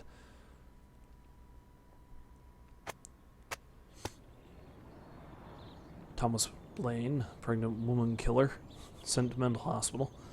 That's certainly a wonderful claim to fame, isn't it? According to Dr. Eleanor Waterby, Thomas Blaine has a new form of schizophrenia. Mayor Rogers not afraid of the competition.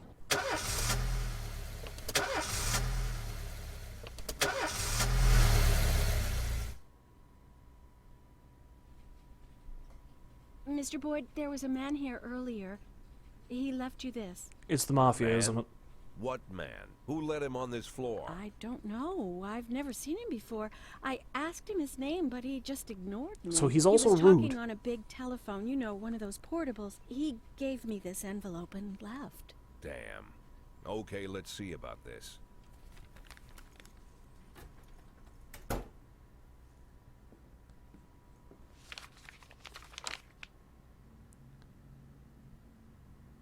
Of course, they could have shot them the second they took the photo. But I knew Kendrick and his family were all right. Either way, the message was not that they got out. It meant that I was in. My servitude to the Mafia had begun.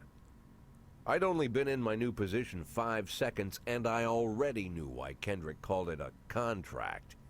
You sound doomed if you call it what it is. A curse. Boyd. Good morning, Jack. I believe you just received my message. Who am I speaking with? Oh, I'm sorry. I forget some people don't recognize my voice. But I assure you, Jack, if I was sitting right there in front of you, you'd have no trouble recognizing me. Like I was a member of your family. Even better than a wife, perhaps. A wife can betray you. No man is immune. I don't talk to people who don't tell me their names. Oh, Jack, don't be so childish. You're too old to run away from strangers. Yes, we both are. And in our old age, friendship becomes rare and all the more precious. But of course, we must work with new people and find out new names. So if you insist, Jack, let us formally meet. Hello, Jack Boyd. I'm Christopher Sand. Wonderful, Mr. Sand. And what is it you do for a living? Oh, you'll soon find out all about that. Well, you'll learn much more than a simple policeman could ever expect. You're a simple policeman no longer, Jack. Don't turn off your phone. You start today.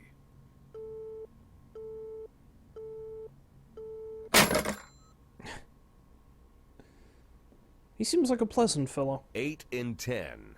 It's been my go-to principle since my first day on the job. I've got to let my colleagues hush up what they need to, 2 out of 10 times, so that they'll help me with the remaining 8. 80 out of 100, 800 out of 1,000. I'm proud of those statistics. It's not so bad for Freeburg, right? But now I just officially became a Mafia whore. I'm supposed to be fearing for my life, for the lives of my wife and children. But the only thing I can think, what's gonna happen to 8 and 10?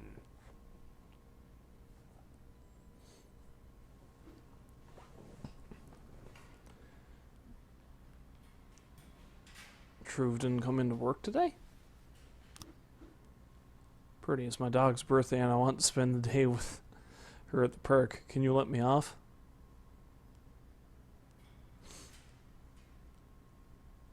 Well, the guy I just hired didn't even bother to come in, so I'm sorry, I don't think I'm going to be able to allow that.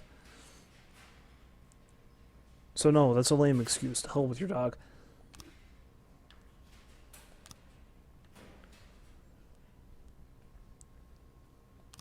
Seriously, the guy I just hired didn't come in to work on his first day. What a dick. Bud meets Bob.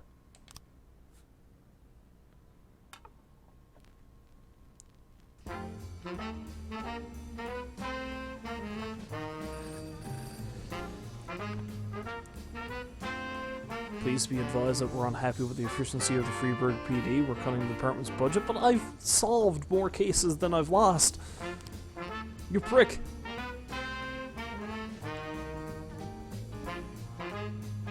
I lose a job slot.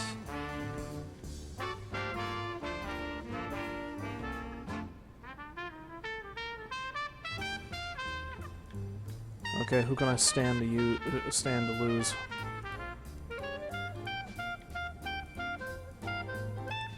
Honestly, DeBrito seems like he's wickedly useless, so I might just get rid of him. I mean, I haven't used him for anything yet, but he's always tired. Sorry, man, but you're out.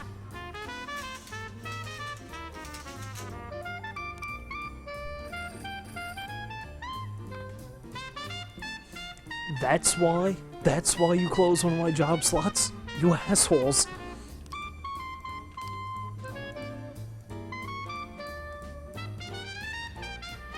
Well, it balances out. I can hire another detective now, hopefully.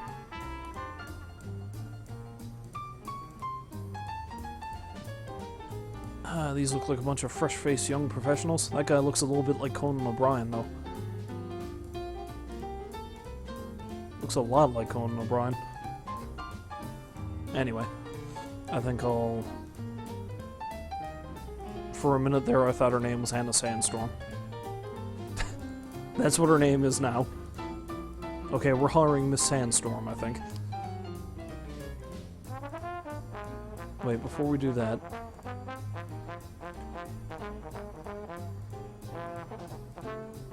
I fired a guy from Shift B, right?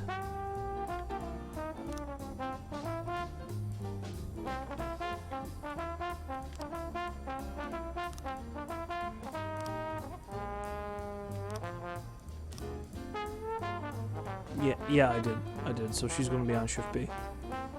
Excellent. Stonewall's wickedly tired all the time, too. What's up with that? I mean, he's good, but I don't know, maybe it's just because he's old. You're just so old. Okay, I can't send any more requests to City Hall. Right!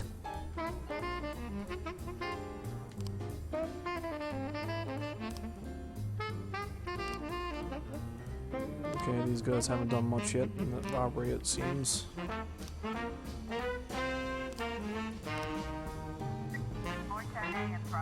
Sugar Dream Confectionery. Attempted murder. Well now. Young employee at the factory got into a fight with the manager and is trying to push him into a vat of boiling chocolate. What a horrible and delicious way to die.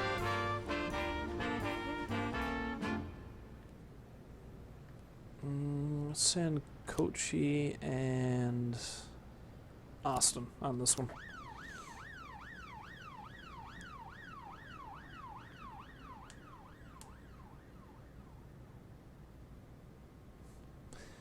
$8,100. I got a long way to go before I hit that $500,000.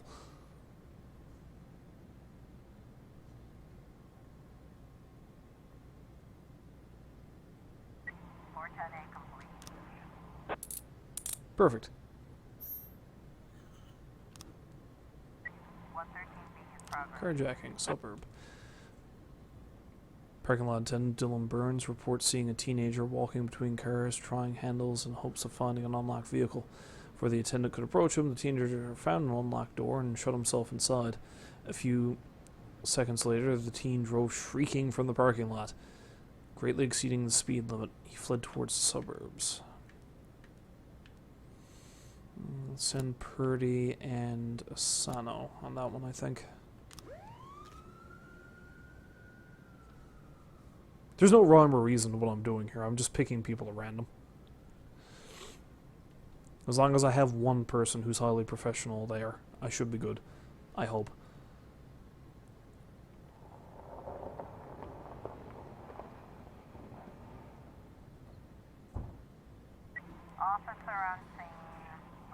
Catch up with the stolen vehicle and open fire. That seems a bit excessive. Overtake the offender and block the road. Overtake the criminal and attempt to take him into custody.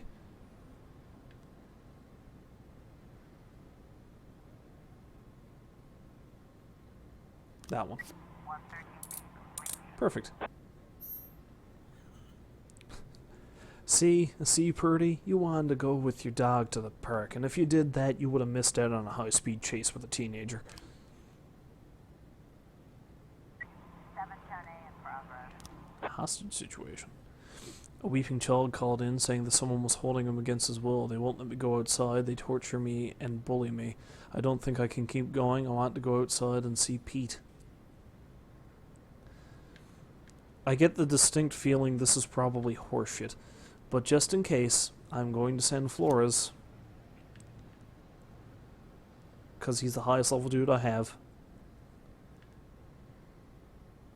And I'll probably send Austin.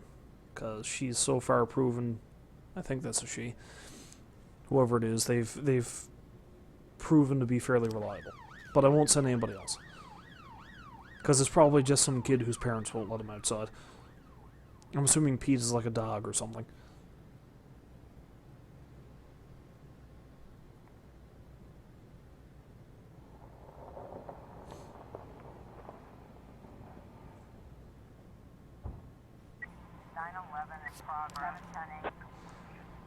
Theft. We received a call from an angry casino patron. He claims that one of the casino girls that was hanging around his table lifted his wallet, which was carrying a couple of $1,000s in cash and several credit cards. Casino security shoved him outside, saying that he was drunk, but the man isn't giving up so easily. San Yancy and Tsubaki on this one. Joseph Lowry's mother wouldn't let him go play until he ate his broccoli. Surprise, surprise. Jack, we're dealing with a moron who refuses to repay his debts. Says that the police will protect him. I think it's time we show him whose side the police are on.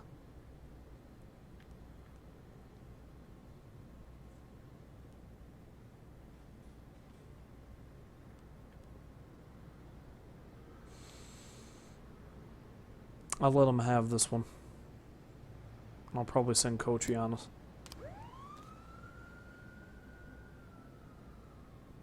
If you outright ask me to kill somebody, I think I might have to have second thoughts on that.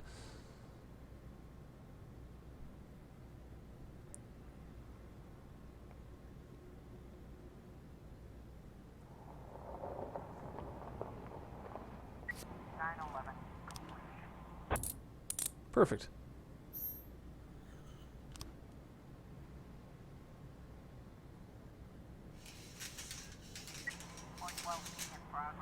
Assault with a deadly weapon. At a parking lot exit, a security guard stopped a suspicious-looking van and asked to check the driver's membership card. The female driver reached casually into the glove compartment and then pulled out a gun and opened fire. Jesus Christ. Okay, Flores, I think this is actually a bit more serious than the last case you were on, so let's send you and Purdy and Asano.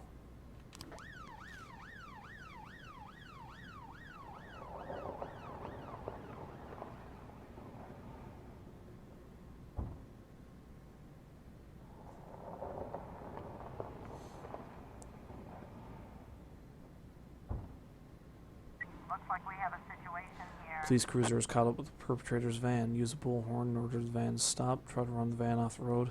Shoot at the criminal's tires. Tires. Van takes a sharp turn and crashes through the window of a sex shop. A woman exits the vehicle, grabs the shop attendant, and puts a gun to his head. Throw a rubber sex doll at the assailant.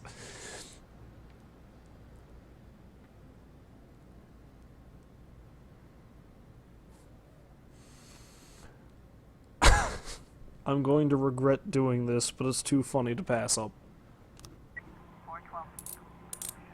Oh my god, it worked! I dinged her over the head with a blow-up doll. Who says police work isn't fun?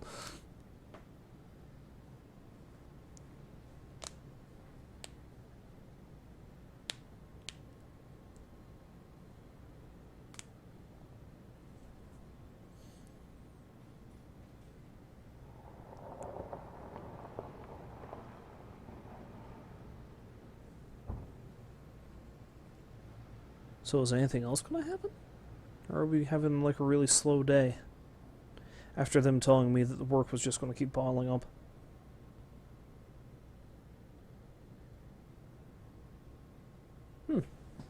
Well, I guess that's that.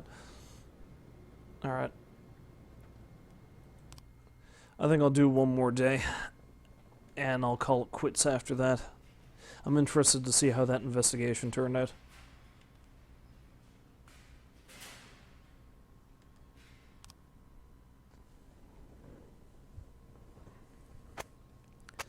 Racist gangs run Walden City. Second tower to be built in Freeburg. Investigation into Francis Kendrick could resume. Yeah, well, you ain't gonna find him. Man's gone.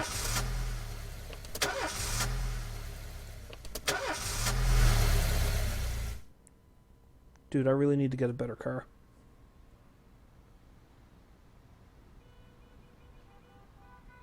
The people of Freeburg have built up a tolerance for the petty horrors of modern life. You'll never see crowds gathering around a beaten passerby. Folks rarely even slow to gawk at a car accident. And street theft doesn't turn heads anymore. Been a long time since people got worked up about stuff like that. So when I ran into a troubled crowd on the way to work, I knew there was something serious going on. Something bad enough to knock these people out of their daily rhythm. And we're talking about people who would step over a corpse if it was blocking the door to the coffee shop. But apparently all it takes is a bunch of leaflets, or spreading broken glass across Main Street, or releasing a couple of hundred rats in the ice arena. All this happened at the same The time? mysterious figure taking responsibility for these strange acts goes by the alias Robespierre. Nobody knows who he is, what he wants, or what all this adds up to, from the buckets of lard spread on the sidewalk to the front door of City Hall covered with ostrich feathers. But this strange cross between childhood pranks and cheap theatrics has got the people all worked This up. means we have our very own Everyone supervillain. understands when some Freeburg crook satisfies the basic human need to rob and kill. But when someone steals a lion from the local zoo and locks him in a cell below the courthouse, the people start asking A questions. crazy, somewhat benign Myself, I kind of like supervillain. this Robespierre.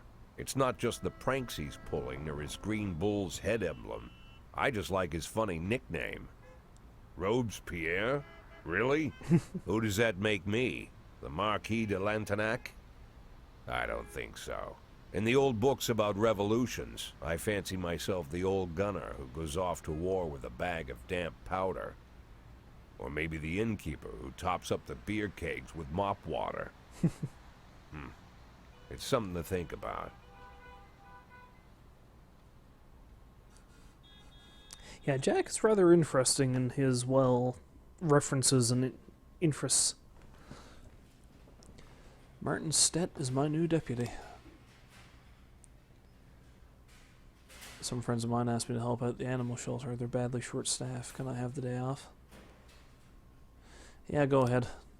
I'll allow this one.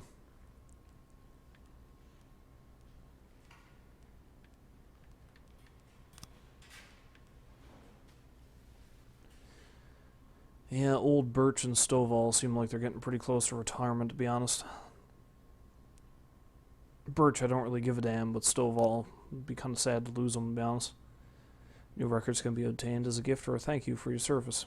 Why wait until you can Why wait when you can refill your collection now?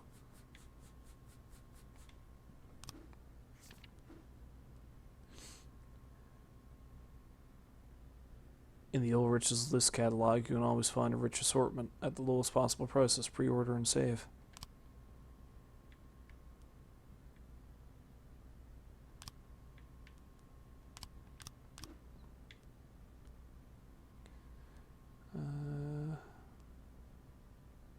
Finish on this track lasts forever.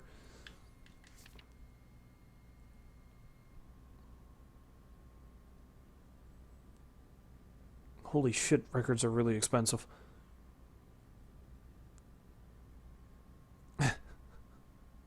Kruzovlev says, I usually don't beat my kids, but if my daughter broke this record, she'd be in the hospital.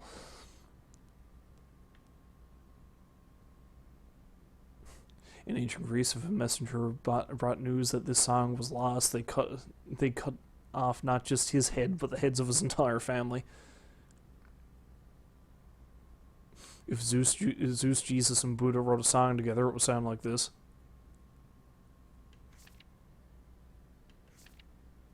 I think I'll pass for now, thanks. Let's listen to this one. I haven't listened to this one yet, I don't think.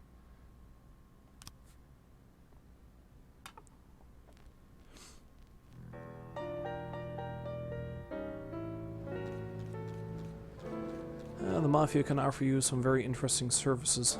You're practically a member of the family now, so it will hardly cost you a thing. Notice they say hardly.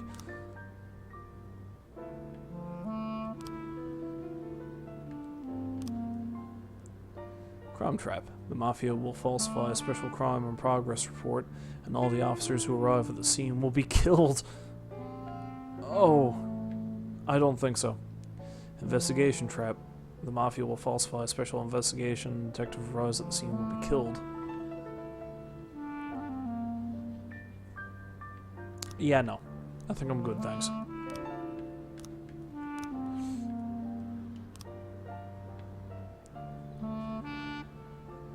Johnny Yuamoto is fairly professional. I don't have any open slots right now.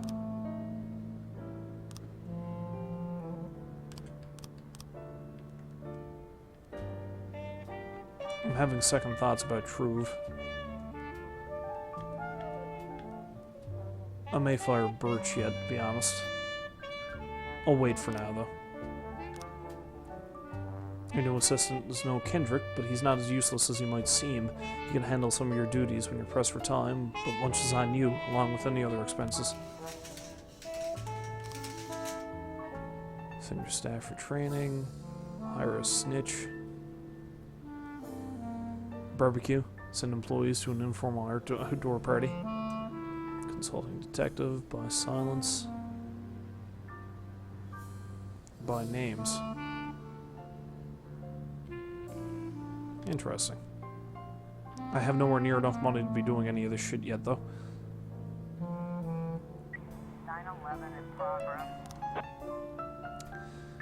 A shoe store clerk reports that 2 teenagers found the most expensive sneakers on display, tried them on, and then, without paying, ran out the shop wearing the new shoes. Let's send Vandal and Birch Jr. on this one. God damn it, I'll make a cop out of Birch yet. Whether he likes it or not.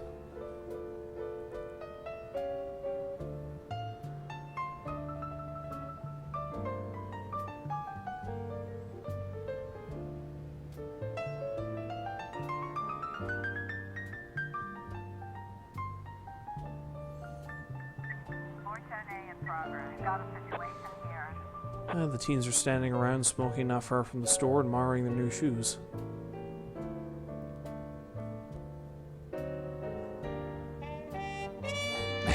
Let's try the nonchalant approach.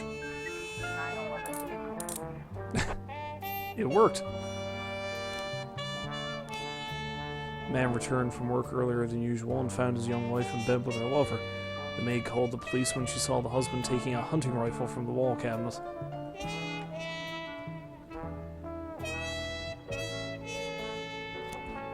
Okay, maybe Stovall can talk them down from this. We'll send Stovall, Bukarika, and Samadhi.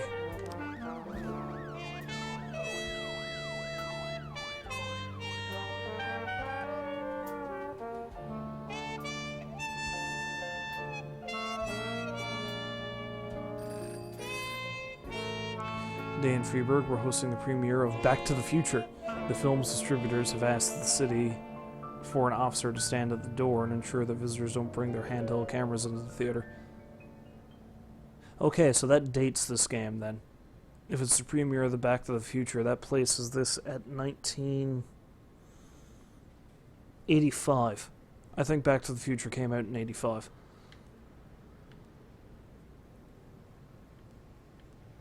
Let's put Grant on the door for this.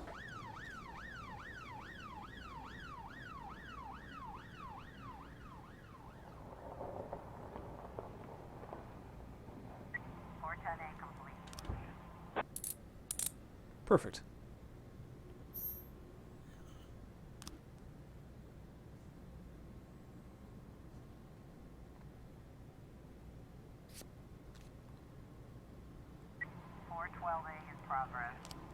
Assault in the elementary school?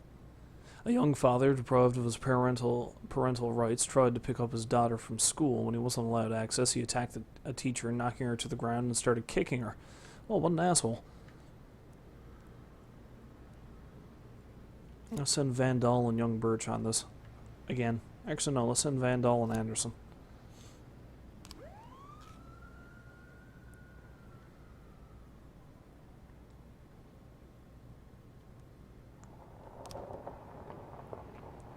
Ulrich Bieber, City Center. Mr. Boyd, I have a very sensitive issue which our mutual friend, Charles Deals, said you could help me with. As you may already know, I own the largest music store in Freeburg. Recently, my ex-wife got half my record collection in a lawsuit. There's a lot of rare records. My ex is very afraid of the police and always tries to act like a law-abiding citizen. If some of your guys went over there in uniform and told her those records were evidence in an important investigation, she'd just smile and give them whatever they asked for, not even check into the warrant.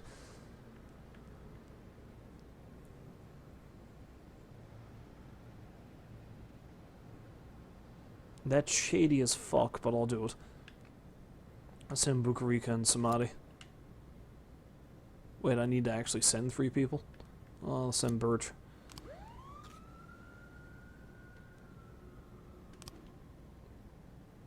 Jack, we have something going down today at engineering plant at 2209.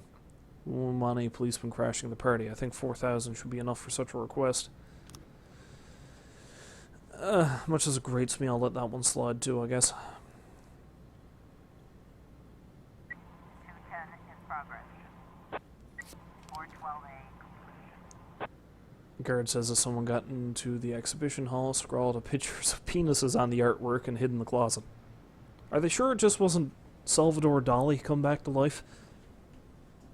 Dude was pretty big into drawing penises, if I remember correctly. Send Stovall and Birch Jr. on that one.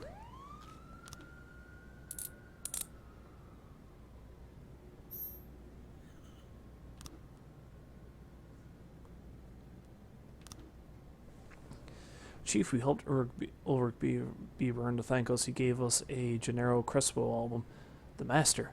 True, Bugarica prefers glam, so he was really sad at the bar by the time the shift ended. Okay, so Bukarica didn't like the choice of music, so now he's off for the rest of the day.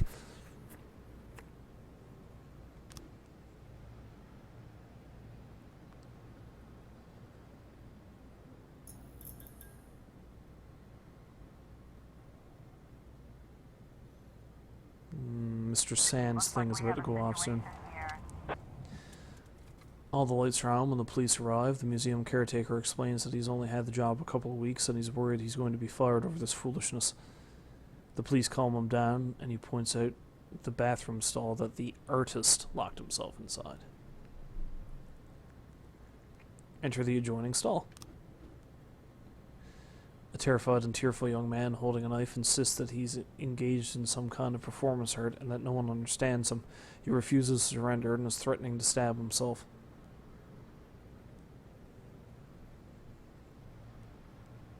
Let's humor him. 210 complete. There we go.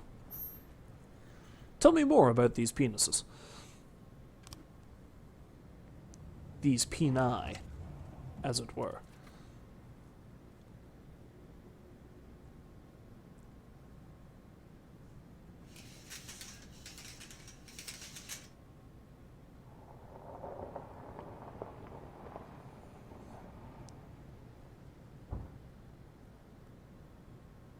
It's probably going to be a quiet day until Sands thing lights off.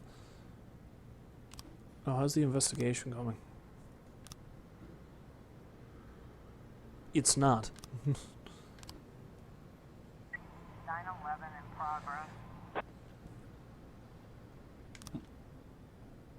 We just received a call from the groundskeeper at a machine factory. He spotted two offenders stealing aluminum from a factory through a hole in the wall. No, I'll let it go.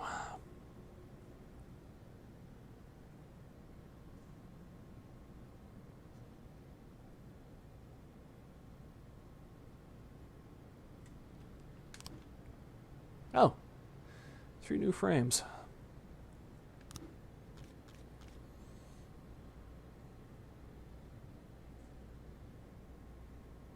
Okay, clearly it's going to be this one.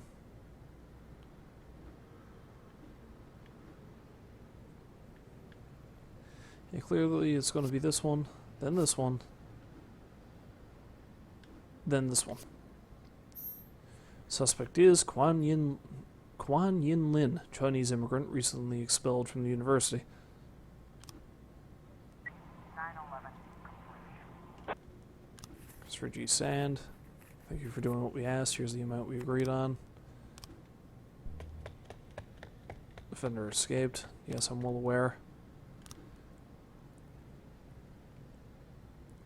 After being expelled from the university, Quan Yin Lin moved here. Let's send Van Dahl and Anderson on this one, I think.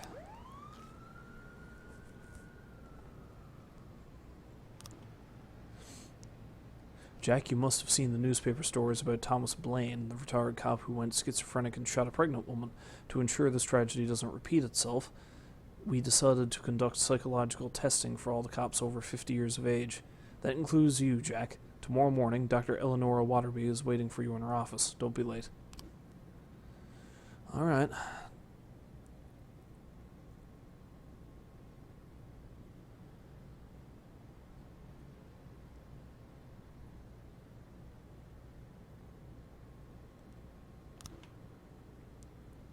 Success!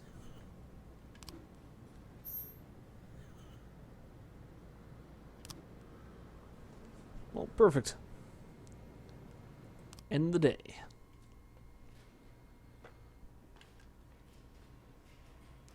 Goddamn it, Truve, if you don't come into work tomorrow, I'm gonna can your ass.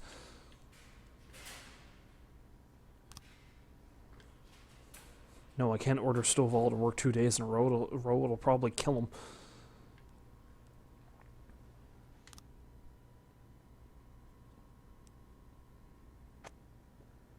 Let's see the newspapers before I stop.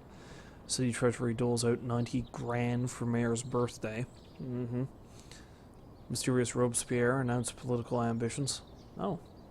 6 new restaurants to appear in city by year's end. Man's gotta eat. Okay, I know I've hit a checkpoint, so... Alright. So far, that is, well, after the rough start I had, This Is the Police. It's a pretty simple game, fairly low-key, although strategy seems to be a pretty major thing. I don't know, so far I'm enjoying it. It's not as action-packed as some of the other stuff I've streamed, but I don't know, hopefully you've enjoyed watching it as much as I've enjoyed playing it. So, I think that might be the last time I'll have the opportunity to stream for the rest of the week. It's not saying I didn't do a hell of a lot of it this week, though, so if any of you stop by and watch me for all that jazz, I thank you very, very much. So, as always, I wish you a good night and a goodbye, and hopefully, I'll see you next time.